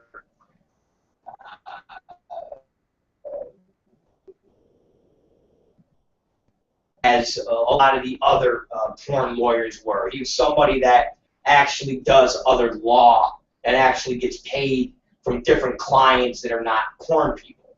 But something that mildly bothers me, and I guess I don't get how everybody sidesteps this. And again, it's a problem with this business, because when we perceive dishonesty and not giving all the facts, we show that we're hiding things. And we show we're hiding things, people don't take us seriously, and in turn people try to fuck with us as far as government regulations from condom issue on down, because we're not forthcoming or even just the fact that some things in our business are just wrong. And it's all right to say that they're just wrong. And we have to sometimes say they're just wrong. And let me give you an instance. Lawrence Walters does a blog, and he did it on the 16th. And it was about Ira Isaac's obscenity case in Life Without the Miller test, which is the test that the Supreme Court came up with to define what obscenity is. And it's something that I had to deal with during my obscenity cases, and so forth and so on. And this article that Lawrence Walters writes is really a disservice because, once again, he talks about Ira Isaacs and calls him a fetish producer. And when you read this article, you're reading somebody that is sticking up for Ira Isaacs and trying to somehow lump Ira Isaacs in with a lot of other people, including myself, who've been indicted / arrested / gone to prison for obscene material. And it strikes me and bothers me because everybody seems to leave out the Ira Isaacs case, that part of his obscenity prosecution involved animal fucking. Dogs. People fucking dogs. And I don't see where animal cruelty and fucking an animal is protected when it comes to free speech and making a movie. And when somebody tries to argue that it is somehow a right of First Amendment, a right of expression, and so forth and so on, it is completely fucked up because, again, and I point to Michael Vick, it showed that you cannot have dog fighting. You cannot have cockfighting, which is roosters with the claws killing each other.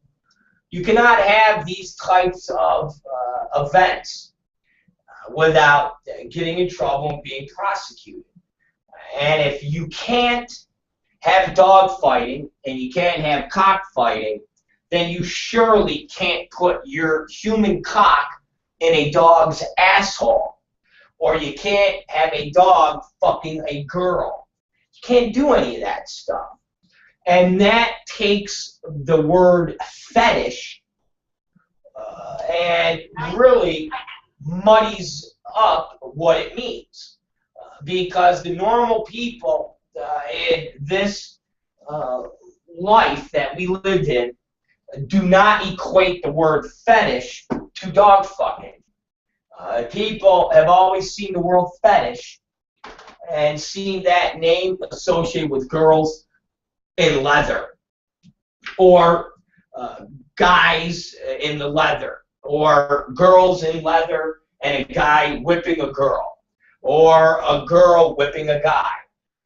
We've seen countless Hollywood movies that depict these type of acts where the detectives or the character, whatever it is of the movie, say, oh, it was a fetish act. It was something fetish. We've seen mainstream parties called the fetish ball that depict people in leather, people whipping each other. We've seen the word fetish used with clothing apparel that are sold in mainstream stores, whether it's Hot Topics or Spencer Gifts or any other store that would be at a mall, how fetish is perceived. Now, when Lawrence Walters and other people take the word fetish and now muddy that up with people eating each other's shit and fucking animals, you do a disservice to the word fetish. And if you read this article, you would sit here, if you were on the fence, and read this and say, wow, what they're doing to this Ira Isaacs is fucking wrong. He's just a guy who's making videos of girls being whipped. And this is horrible. And if you apply community standards, you would for surely let this man walk free. And basically, if you broke down, okay, all of these things and instances that Larry Walters is talking about, Lawrence Walters is talking about, it's really a glowing piece for the First Amendment, for the Miller test, and the fact that Ira Isaacs should really have not been found guilty. But nowhere in this article does Lawrence Walters talk about dog fucking. And again, are we going to have this distinction and say anything that's filmed and sold should be protected under the First Amendment? I mean, to me that sounds crazy. Would everybody feel the same way that that if you are in a state that has assisted suicide, you should be able to make a market for assisted suicide videos? Think about this. Would it be cool for somebody to say, here's what we do. We film assisted suicide, and then we market that and sell it around the globe? Is that the same aspect of being a fetish film? I mean, think about that. Is that the same aspect of being a fetish film? What, do you put that in the same character as a fetish film? If you had somebody who says, I'm dying of cancer, and my friend here is going to help me rig up this gun to blow my brains out, and we're going to film it so he can sell it and make money with it. Now, if somebody buys that and somebody goes and buys that and then gets prosecuted for obscenity, would somebody consider that a fetish? I mean, you guys, you got to have a distinction of what we're going to classify as a fetish film and what we're going to classify as speech. That's not entirely true. And everything technically is protected under this blanket of free speech, but guess what? It's up to the community of what they want this speech and what these things to be protected of. And then you say, well, what's the community? And you say, well, that's the question that until the Supreme Court or until the country gets more presidents that will elect Democratic justices that can define technically what that is, and then that, my friends, is the real question. And my concept is, when you take fantasy out of a movie, that is where you run into, for what I consider being obscene or wrong, because you take away something that is obscene and throw it out the window. Now you're just committing an act that is against the law. And that is my distinction. So my feeling would be, you take away the video and making prospects, and you go after the fact that they broke the law in doing that. So when you're talking about assisted suicide, you would have to take the concept and say, where was this done? Was it legal in that state? And so forth and so on. And that would be determining on what technically is obscene. And you take that. It's kind of like when people say, well, child pornography is against the law. Well, fucking a kid is against the law, whether you film it or not. So filming it is just an added part of being a sick fuck. And we shouldn't even determine and say, well, just because somebody buys that, it should be their right, and who's to say that's who's to say that's obscene? And it's like, whoa, time out. It was an illegal act. It was something of fucking a kid. No different than fucking an animal. You can't fuck an animal. Okay, you can't fuck an animal. There's laws on the books of fucking an animal. So in turn, fucking an animal and filming you fuck the animal is really inconsequential. The act of fucking the animal into itself is the wrong and illegal act. Filming of it is something that we shouldn't even get into a First Amendment issue because it's illegal to fuck the animal. So the fact that you filmed it is filming something illegal. You're fucking an animal. So in turn, once you sell that piece of product to some guy in Alabama and he buys it, he's not the one that's in trouble. He's a sick fuck.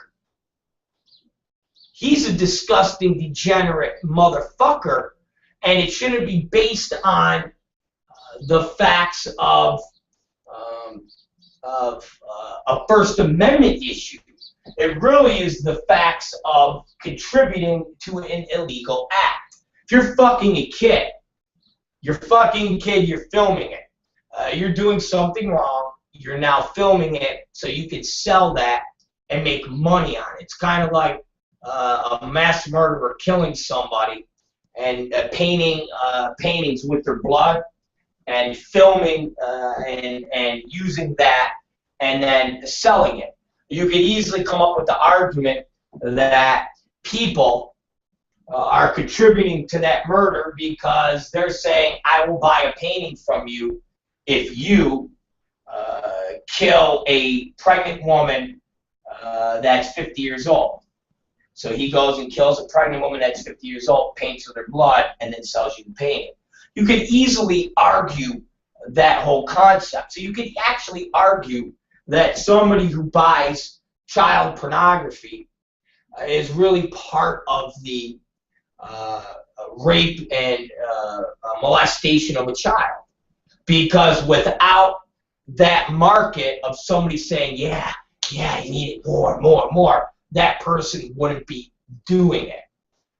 It has nothing to do with the First Amendment. It has to do with the act of fucking a kid is wrong. So all of these little elements are kind of fucking funky. It's kind of like having a dog fighting ring. And now you're filming the dog fighting ring and you're selling those videos. Well, all these people are buying these videos of somebody murdering dogs. Well, guess what? They, as far as I'm concerned, it's not a First Amendment issue. They're contributing to the fact that you are killing these dogs because you're creating a market so that they can sell these videos, and in turn, they need more dogs to kill.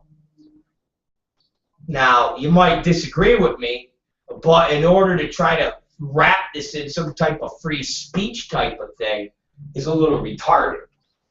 Because breaking the law, okay, and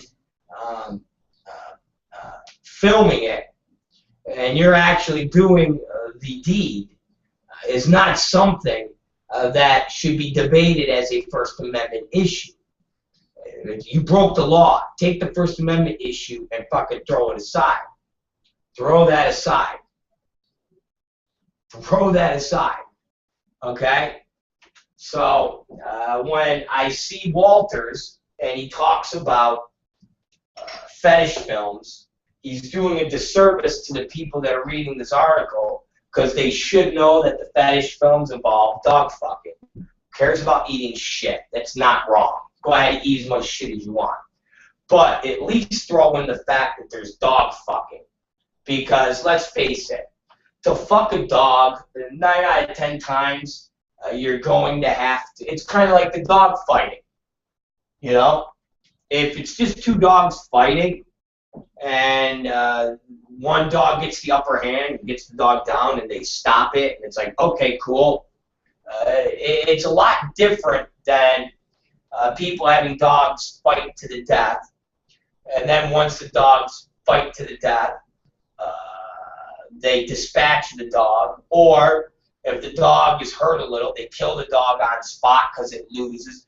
I mean, there's aspects that is not a guy laying in bed with his German Shepherd and he's romancing it, and he's rubbing its snout, and he's giving it a blow job, and the dog's like, oh, I love it, woof, woof.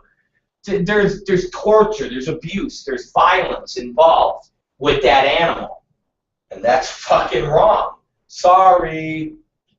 Whether you film it or not. So when this Lawrence Walters clumps in dog fucking and calls it a fetish, he's doing everybody a disservice, and he's doing our business a disservice. Because what happens is you can easily read this article and get on a Ira Isaacs bandwagon to want to support him, and then somebody like me goes, oh, did you know part of those movies were dog fucking? And you get somebody that goes, what? I didn't know that. I was just doing fetish movies. Yeah, fetish movies involving people fucking dogs. And then you watch that person turn on you. You watch that person turn on you and say, ugh, that's not right. I don't want to support this. I don't want to support this business. So I think that's an issue that Mr. Walters did a disservice to everybody by leaving out that these movies involve dog fucking. Okay? And he brings up that it's scat, but he does not bring up dog fucking, which is purposely done because Lawrence Walters knows that the minute you bring up bestiality, that's where people draw the line. That's where people draw the line. And so it's painfully obvious that this was done purposely to try to paint our business in a better light. And we shouldn't be painting things that are as deplorable as dog fucking in a better light. People like Ira Isaacs and people that do what Ira Isaacs do should be banished from this business, and we should distance ourselves from these types of people as much as possible. Like it reads here, Miller has been a source of controversy and debate in the adult industry since its inception. The difficulty with the average juror understanding and applying the inherently vague terms of the Miller test can produce unpredictable results. Unfortunately for Isaacs, the odds were against him from the beginning, given the nature of the content at issue. Scat material has typically been some of the most difficult to defend and explain to juries who tend to be shocked when exposed to the content. While some fetish material has survived obscenity prosecution, this case resulted in a conviction and now an information on an appeal. Lawrence Walters was fine to talk about scat and the people eating shit, but he left out bestiality. Why do you think that is, guys? Why do you think that is? And don't you find a problem with that? Don't you guys find a problem with our business and one of the lawyers from our business defending our business and leaving out one of the movies and one of the activities that are in this guy's case that got him convicted? And we've always said, it ain't the shit-eating videos, it's the dog-fucking videos. And the fact that Lawrence Walters leaves that out, to me, is fucked up, because Lawrence Walters should be right on the side of, guys, don't fuck dogs and you won't go to jail. End of story. And not say that should be something that is protected by free speech in the First Amendment. And when you clump someone in like Ira Isaacs into a legitimate producer of adult content, and you call it a fetish, that, my friends, is a extreme disservice to a lot of producers in this business who pride themselves on doing fetish and pride themselves on doing edgy material, but in no way, shape, or form would ever imagine fucking animals. So there's my 2 cents. I seen that Friday morning or Thursday, and I wanted to talk about it, and not go into a huge thing, but I wanted to go into enough of it that we can at least get the point across. All right, ladies and gentlemen, it's the Rob Black Show. Let's move on and talk to Katie Summers on some news that we can use. So let's give old supermodel a call. Let's call the supermodel right now, ladies and gentlemen. It's the Rob Black Show. And here we go. Right now. Here it is.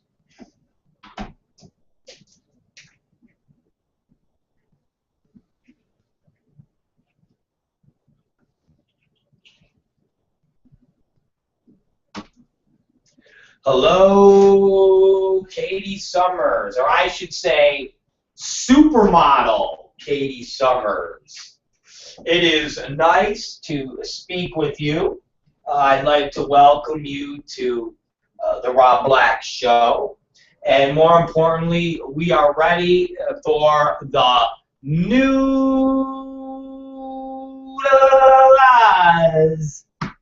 that we can use.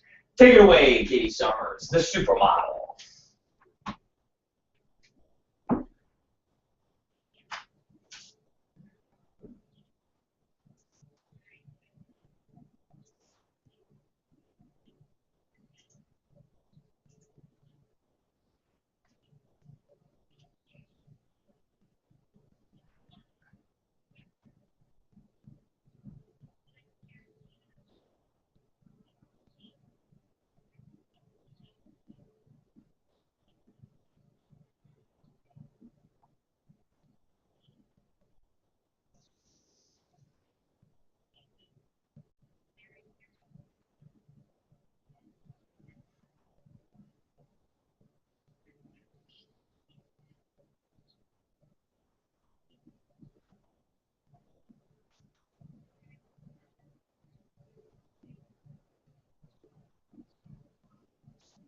So that's going to be good. At least he'll do the movie, but because it was probably a little, it was probably a little hype at the end of the day to, you know, to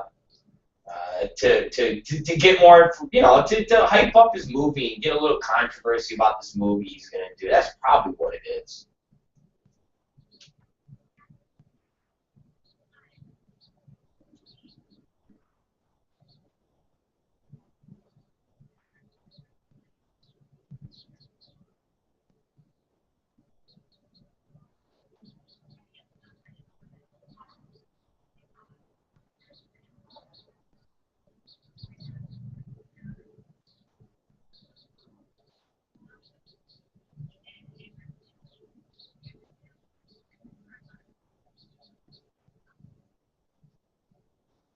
I don't even, who's it? What, I don't even know. I never was a big Saved by the Bell fan.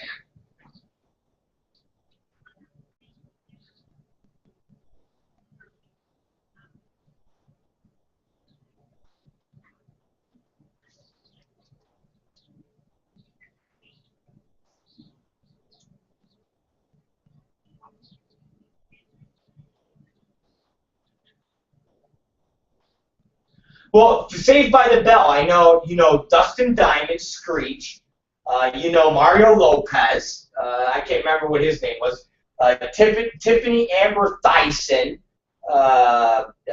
and the girl who was in that stupid strip model movie, that stripper movie. I can't remember.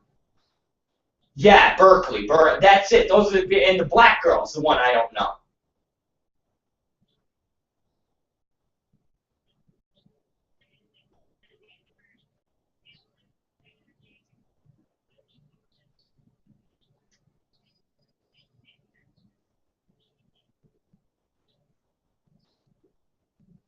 Oh, so you think it's that Amber Dyson, Tiffany Amber Dyson?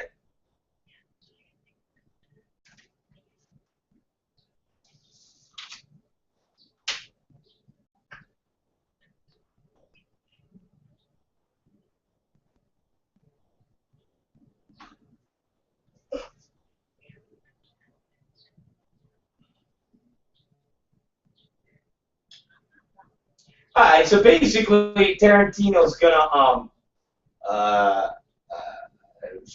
so Tarantino's actually going to um, try to make that Tiffany Amber Dyson's career big and put her in a movie. Oh, okay. So it's some girl from Disney. Okay, my bad. Go ahead.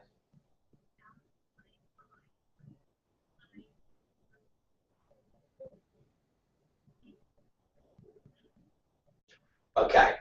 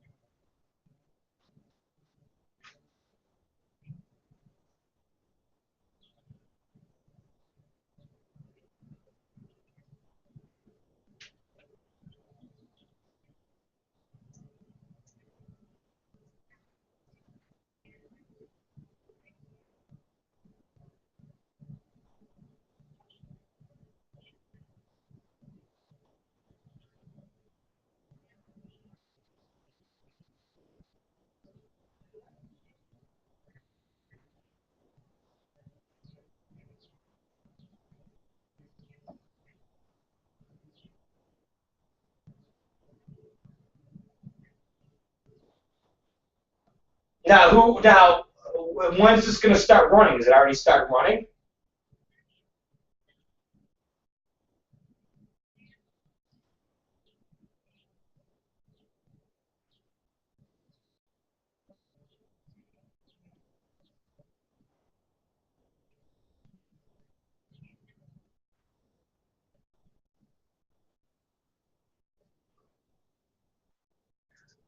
Ah, okay.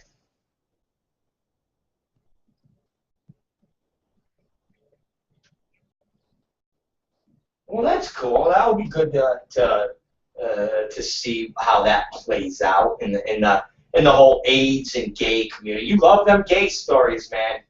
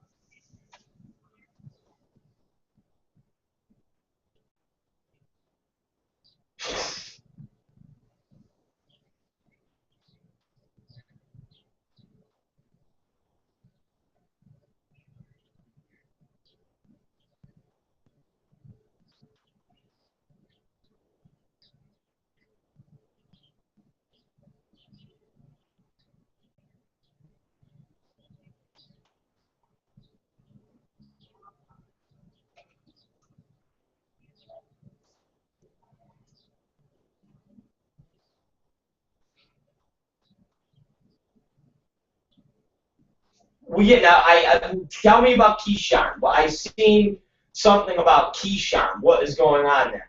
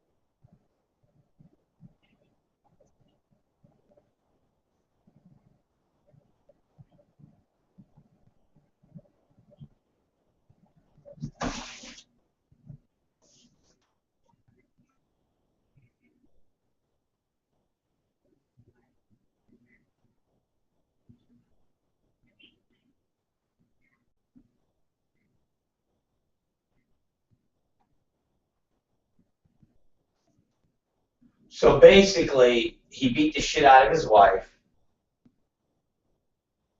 and or girlfriend, she is, and now he's got to. He's in trouble now, basically.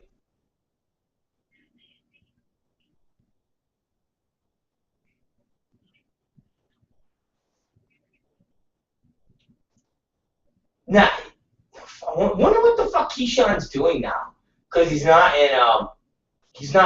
playing football anymore. Like, what the fuck is he doing?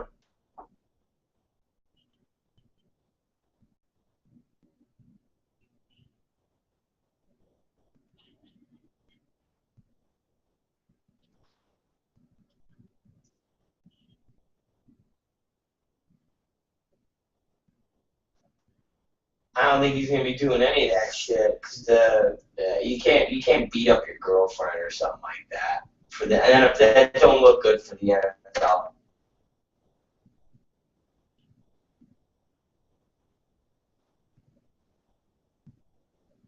Yeah, but I think the NFL's trying to fucking clamp down on their beatings and looking bad. Like you're right, but I just think they're trying to they're trying to go above and beyond looking bad, and they're trying to look fucking better, if that's possible, with all these crazy athletes. But I do think they're trying to, put a clamp down on not fucking being fucking beaters. And remember, you got that fucking player in era that the guy, I can't remember his name. The dude from, he's retired, but he's up for like 6 charges of rape, and he like drugged women and in like 5 different states. He's in a big, he's big in the news right now. And then you got that Aaron Hernandez. So I mean, yeah, man, you got a bunch of dudes that are just hell bent on raping and fucking girls and not making everything look real good. So I think they're kind of clamping down on what they're going to, what they're going to tolerate, and at what point do they go, all right, you're not going to be able to do this. You're going to have to, not be playing football for a while. So that's it.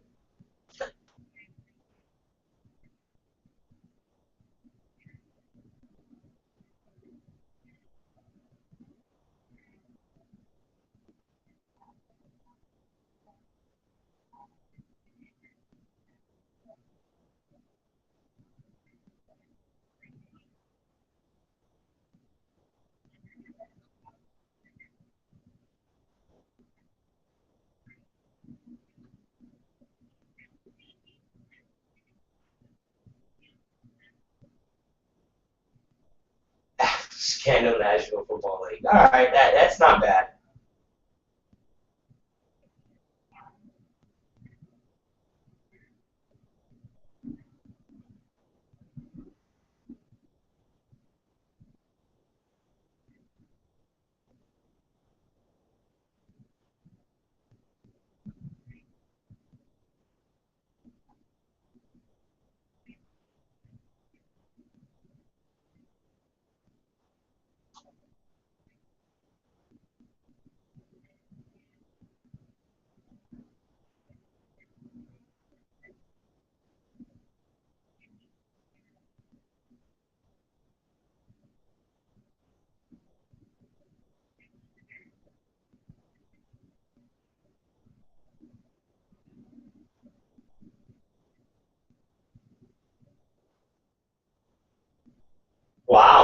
And so how are they, does it say exactly how they're infecting people? Or like, how is the doctor infecting them? Like injecting them with hepatitis? Like how is he, how exactly was he doing it?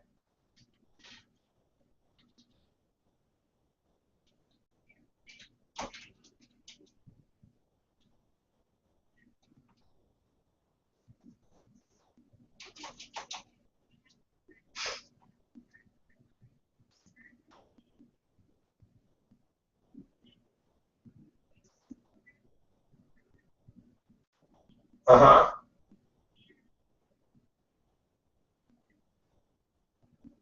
It's just bizarre. I mean,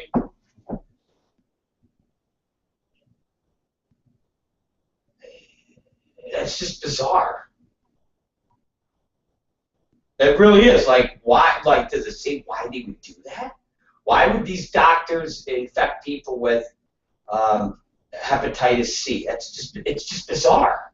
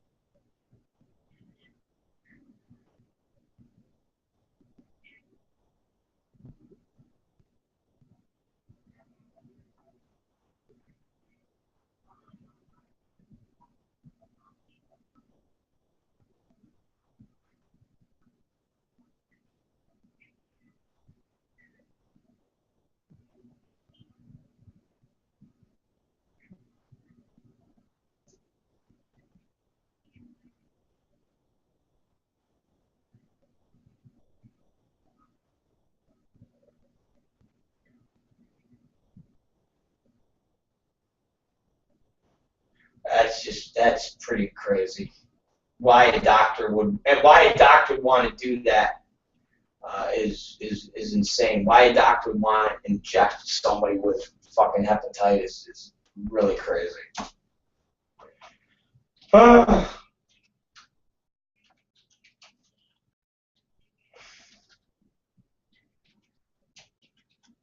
yeah, no, you're right. It's just weird. Uh, uh, I don't know. It's just weird. It's fucking weird. And why a trained professional uh, would do something like that is beyond me. But hey, you know, it's what happens with these. I don't know. I'll say, hey, it's what happens, but it's not. It's what happens with fucking weirdos. Uh, it's what happens. It's what happens with fucking these doctors and so forth and so on. It's horrible. Anyways, go ahead. Give me something else before I lose my mind with that. I could go into a whole thing on how they're the worst types of doctors because they are in our lives to help us get better, and we trust them more than somebody else that would normally or that normally could hurt us. So when you have a doctor that you find out is actually hurting you, that's worse than anything because you trust them to make you better. So that's what's fucked. It's almost like a cop, a dirty cop, a cop that is dirty and you know fucks and fucks with you, and that's worse than you know a normal person fucking with you because a cop is supposed to actually help you. So when they fuck with you, it's horrible. So yeah, it's bad.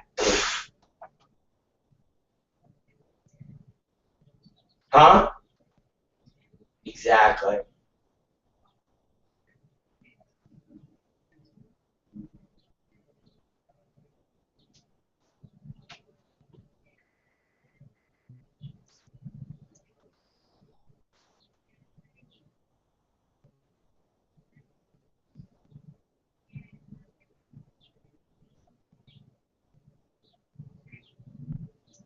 Yep.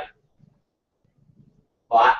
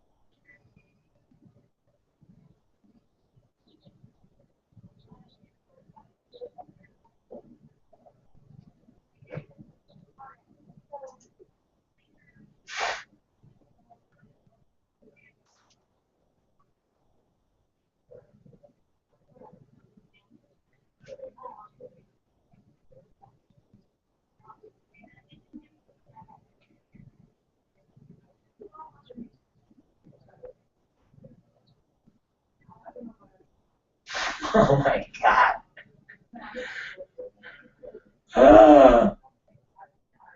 Oh, God, fuck, let me shut my door, my window.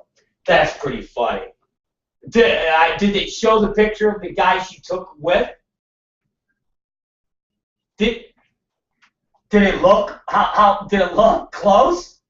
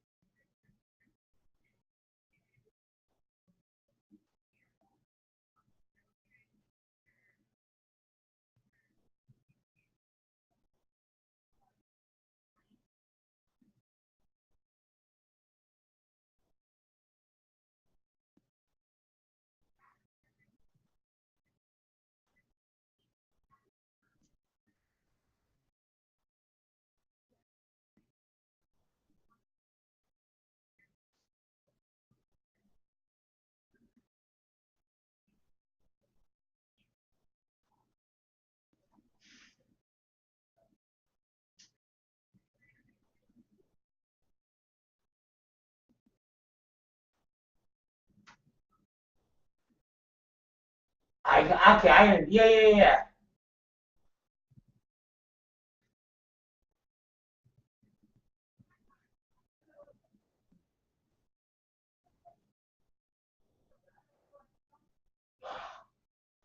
That's so that is pretty funny. And it's not that racist. It's not you weren't racist.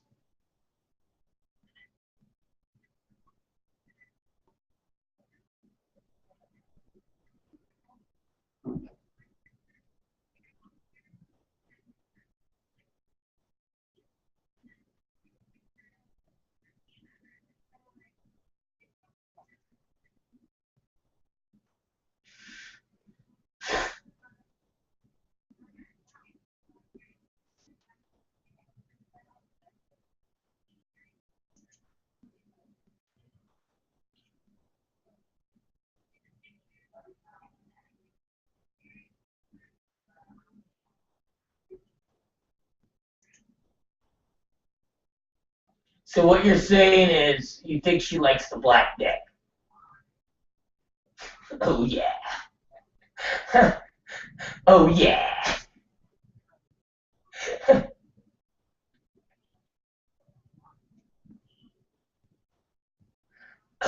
Oh yeah.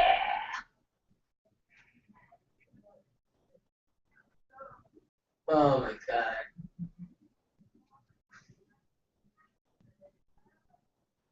Ah, it's horrible. Horrible. All right, give me. God, what?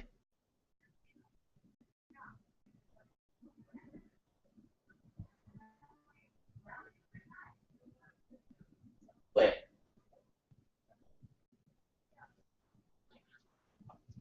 Okay, wait a minute. Jesus was where? I did not know Jesus was at the Bruins and Red Wings game yesterday.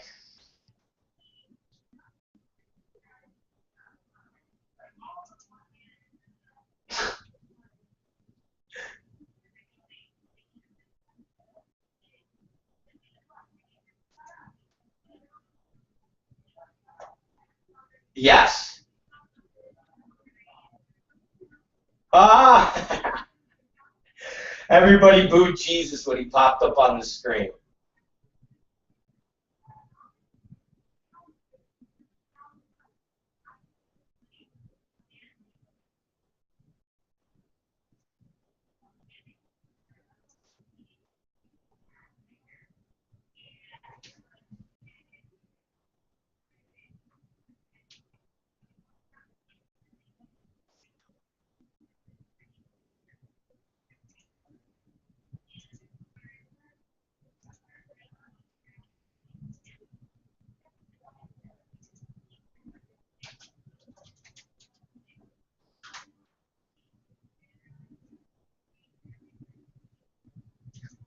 Wow. So people were booing fucking Jesus at the Bruins game.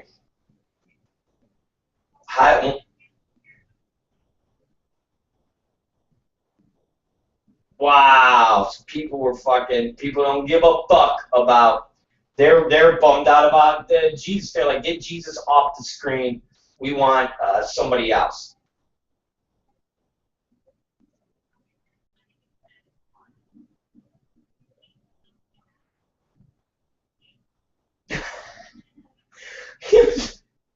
He was smoking.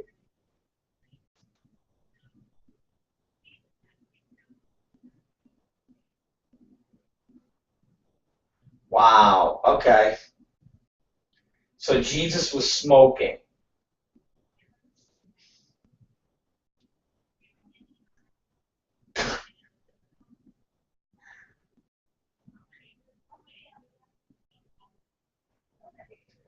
Oh, that's so funny. Jesus is smoking. How does that make you feel that Jesus was smoking?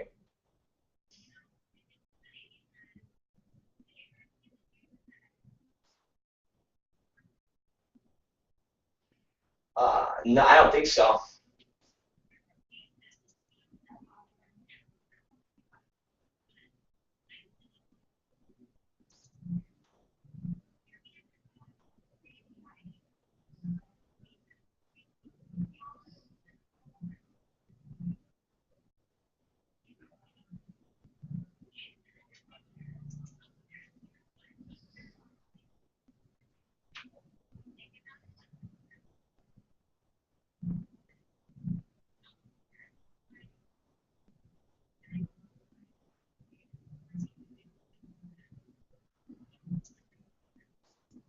Right now? Yeah, I was just say I don't look like Jesus now.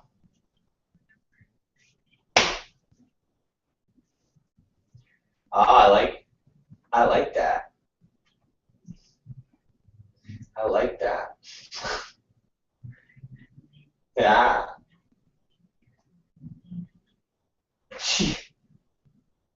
Cheetah.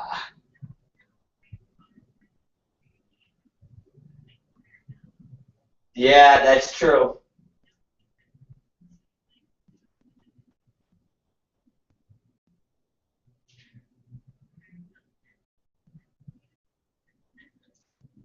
Cheetah. Cheetah. All right, give me something else. I know you got more.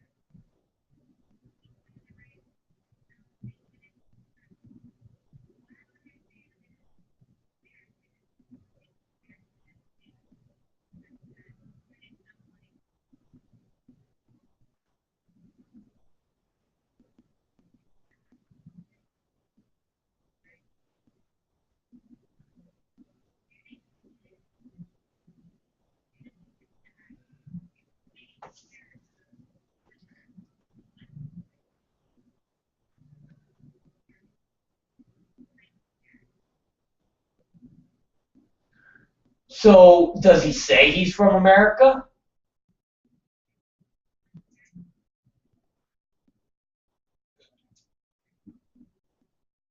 Alright, well, what the fuck? I like that.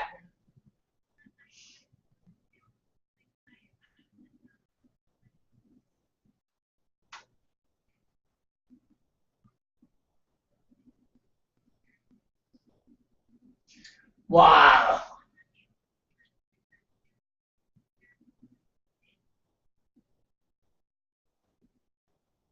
Wow. So you're being like all fucking you're being all racist when it comes to now you're being racist when it comes to names.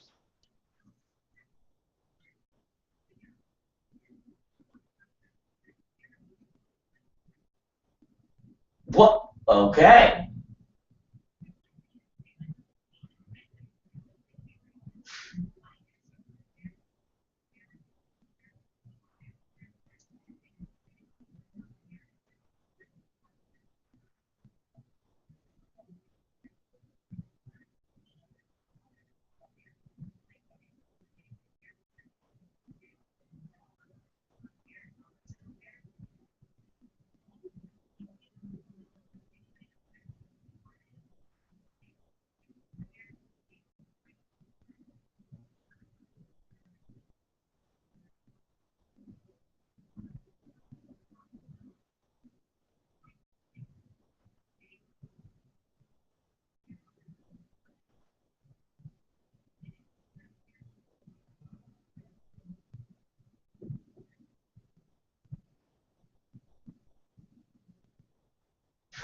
All right. I'm with you. It's funny the guy's from Kenya. Cause you ever seen them fucking? Did you ever see those? You know how I do my power walking, and I fucking do the little power walk. Those are like those fucking power walkers from like Kenya and fucking Nigeria. They're the fucking. That's how they do, and they get that power walking going. So yeah, man, they're the fucking power walkers. These guys are badass motherfuckers.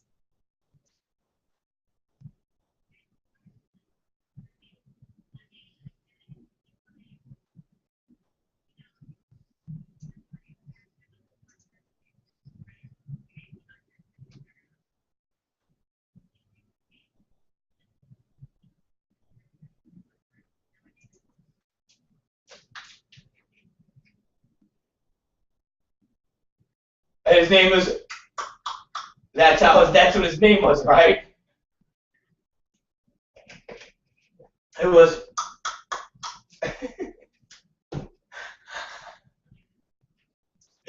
Hi, my name is. And he's there to fucking win the Boston Marathon.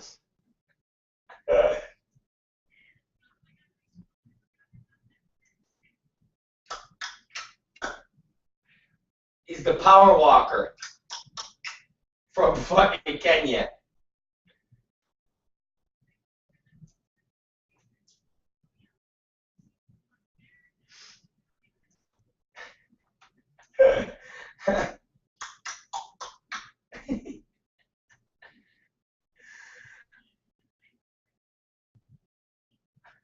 Oh, it's classic.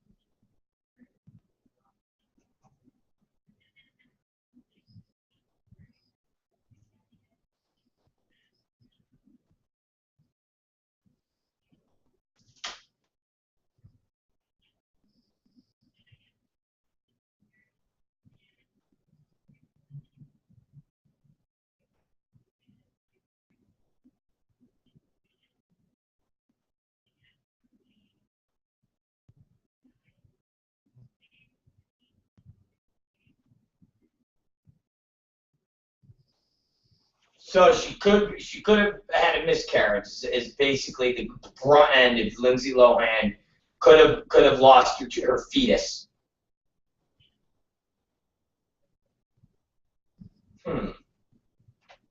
Okay. Well, that's all right, and I'm glad that she lost the baby, because who wants another Lindsay Lohan?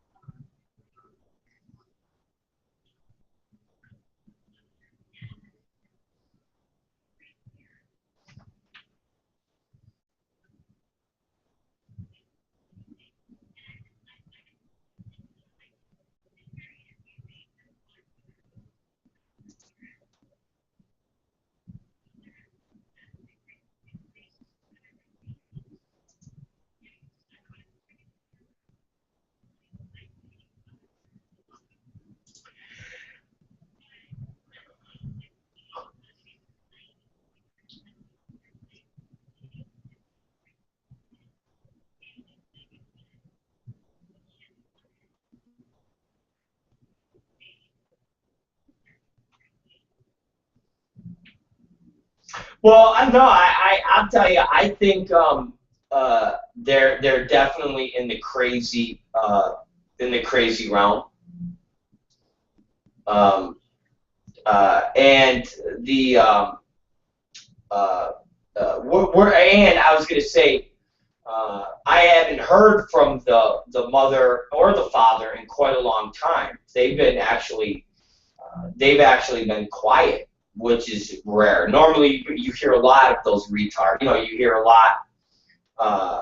You hear a lot from those dummies. So you remember the mother was all over. Remember even the sister was all. Now you don't really hear about any of them anymore.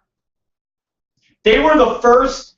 They were the first Kardashians.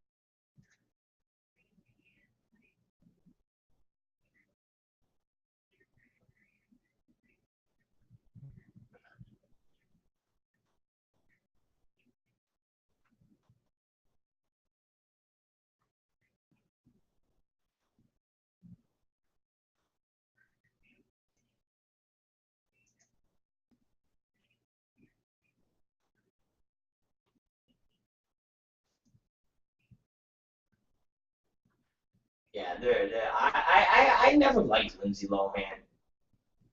I never liked her. I never even thought she was sexy. She's a fucking jerk off.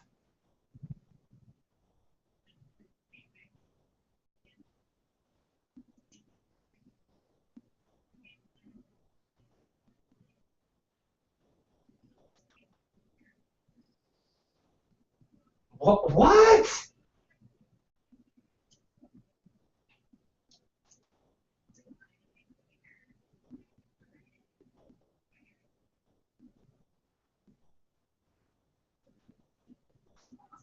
Wait, this was in Cosmopolitan?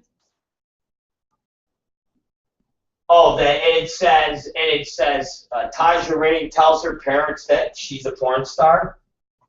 Oh, Jesus. It, it's so funny to see the Adela with her little fucking clients that she fucking that pay her all this money, and she gets it's like that's her big thing is Huffington Post and Cosmopolitan. Those are her two clients. Whoever the two people at those two places that like to do little goofy stories on porn, that there you go. To Taja Range. Would she sit down with her mom and dad and go, Mom and Dad, I suck dick for money? And they went, oh my God. And she went, but I go to school. I go to school, Mommy and Daddy. It's all right.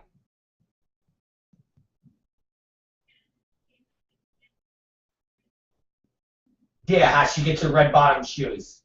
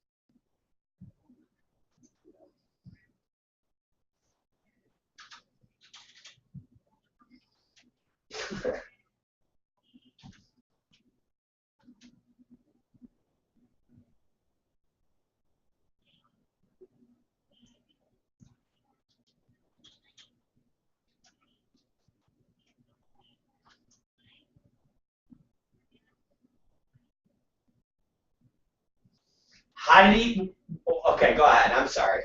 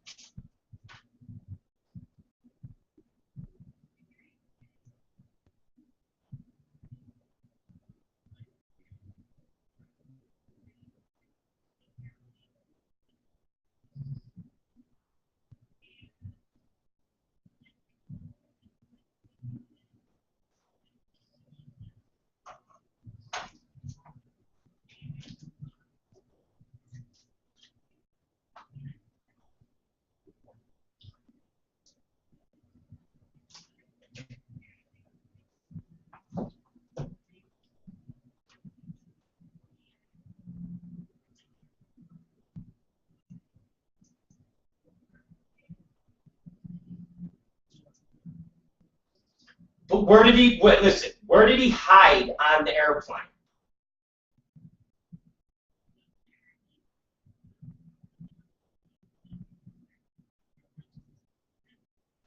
Well, how did he get through the security?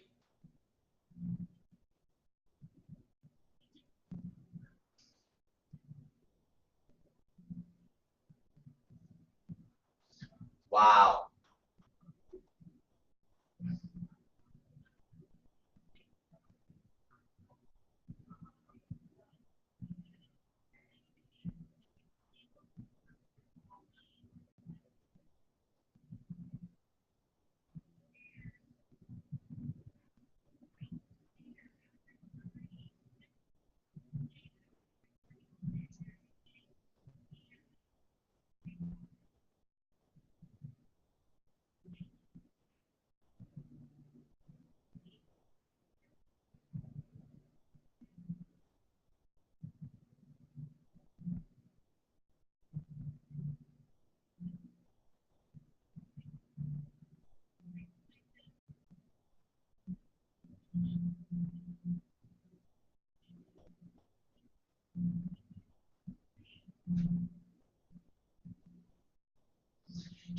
Wait a minute. Well, he was into the wheel well under the plane?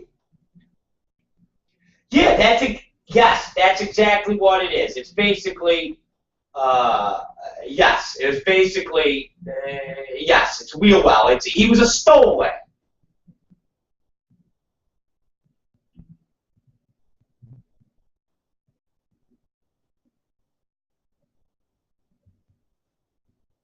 Wow. How old was the kid?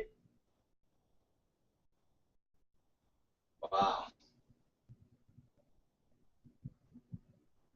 That's pretty crazy.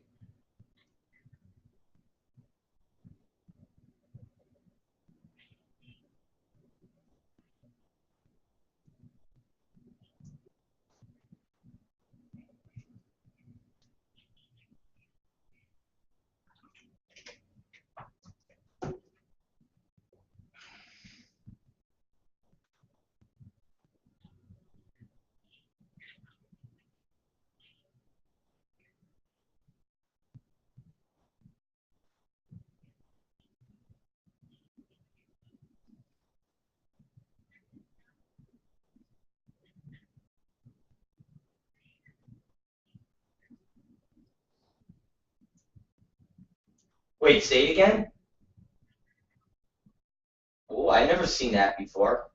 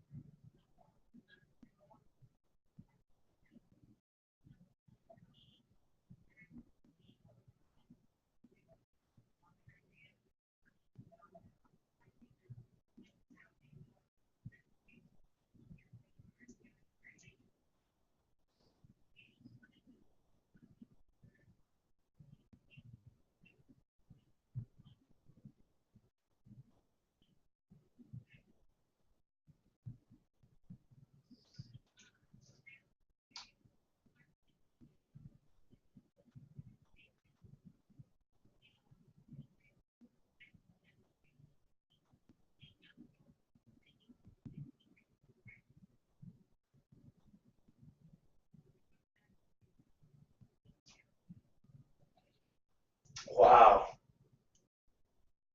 That's kind of cool.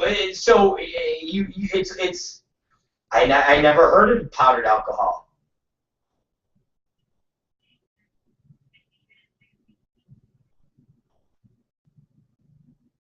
That's kind of cool.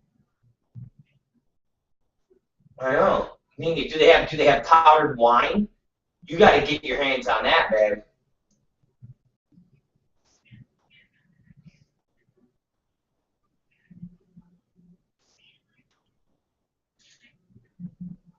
Powder hall.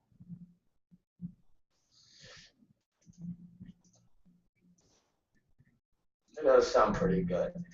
All right, it's 3:07. You're done. Cause you gotta do a couple things. I gotta do a couple things, and I gotta go pick you up.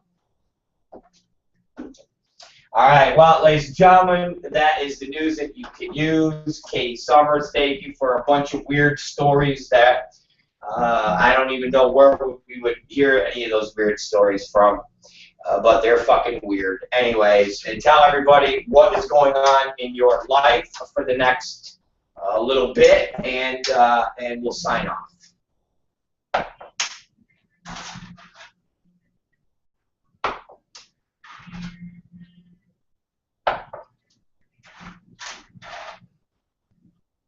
All right, baby. Talk to you later. That's Katie Summers, and we're out. All right, guys. That was Katie Summers today. That was the news that we can use. And we are over. We are out. And we are finished with that beautiful young girl. All right. The supermodel. Anyways, it's the Rob Black Show. We're signing off. We're going to, man, get the guns going today, man. Ooh. We'll see you guys tonight at 8 p.m.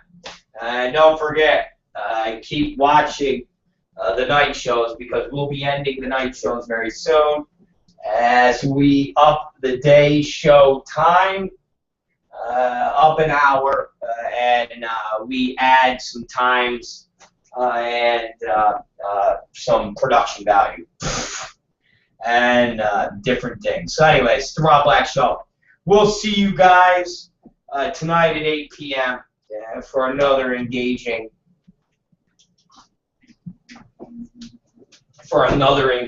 conversation. And don't forget, if you guys want to read some good stuff, go to Adult FYI.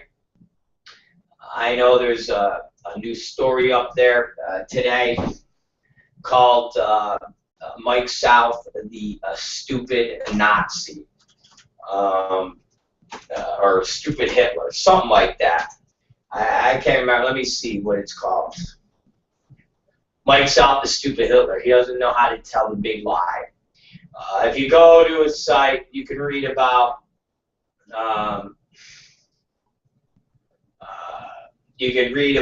a story that he's been promoting for a while about this Treasure Island media. And then I can also tell you he's got a new post up about crushing videos, how it's all right to kill animals and film it. The guy's pretty incredible.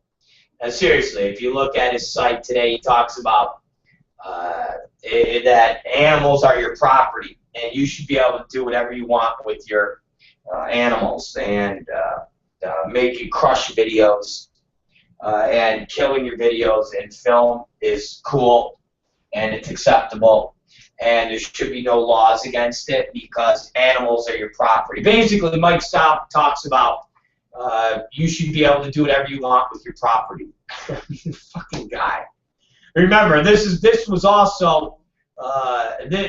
same rationale that has the Mormons and different religious sects that have polygamy and things, because the Bible states that women are a man's property. Remember that, guys. When you read a guy like Mike South, and it shows you when he talks in his post about how he used to shoot and hunt for squirrel and rabbit that he would take home and they would eat. And I get accused of making up lies, calling Mike South a hillbilly. I've never eaten fucking squirrel before, and there's not too many people that I know that have eaten fucking squirrel, because I don't hang out with inbred fucking hillbillies, okay, guys? So that same thinking and rationale is from the same group of people that interpret the Bible, where it says women are a man's property in the Bible. So in turn, as a woman being a man's property in the Bible, we can fucking kill her, stone her, and do whatever we want. Exactly. It's this type of rational thinking when it applies to the Bible, and these right-wing nut jobs like Mike South, who claim to I can't, and the guy's just, we'll talk about it tonight. Again, the guy is just out of his fucking mind when it comes to rational thoughts. He really is. Property. You got to read his blog. It's a slippery slope when the government tells you what you can do with your property.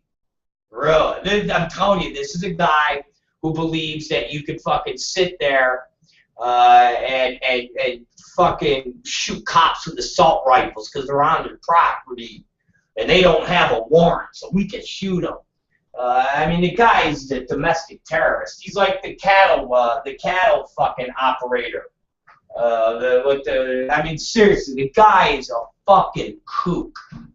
It's a slippery slope. What the government can tell you to do with your property, and your animals are your property, so you can do whatever you want with your property. Mike, the Bible says women are a man's property. His wife is his property. Can they do whatever they want? Well, yeah, of course, yeah. The Bible says you can do whatever you want with your property. Do that's property. All right, thanks, Mike. Thanks, genius. All right, ladies and gentlemen, we'll talk tonight about the fucking inbred assholes in this business. And we're also going to touch on this AIDS drug. And we're either going to talk about it tonight or we're going to talk about it tomorrow. But I got to tell you, this AIDS Healthcare Foundation and this Michael Weinstein, what a fucking creature monster these people are.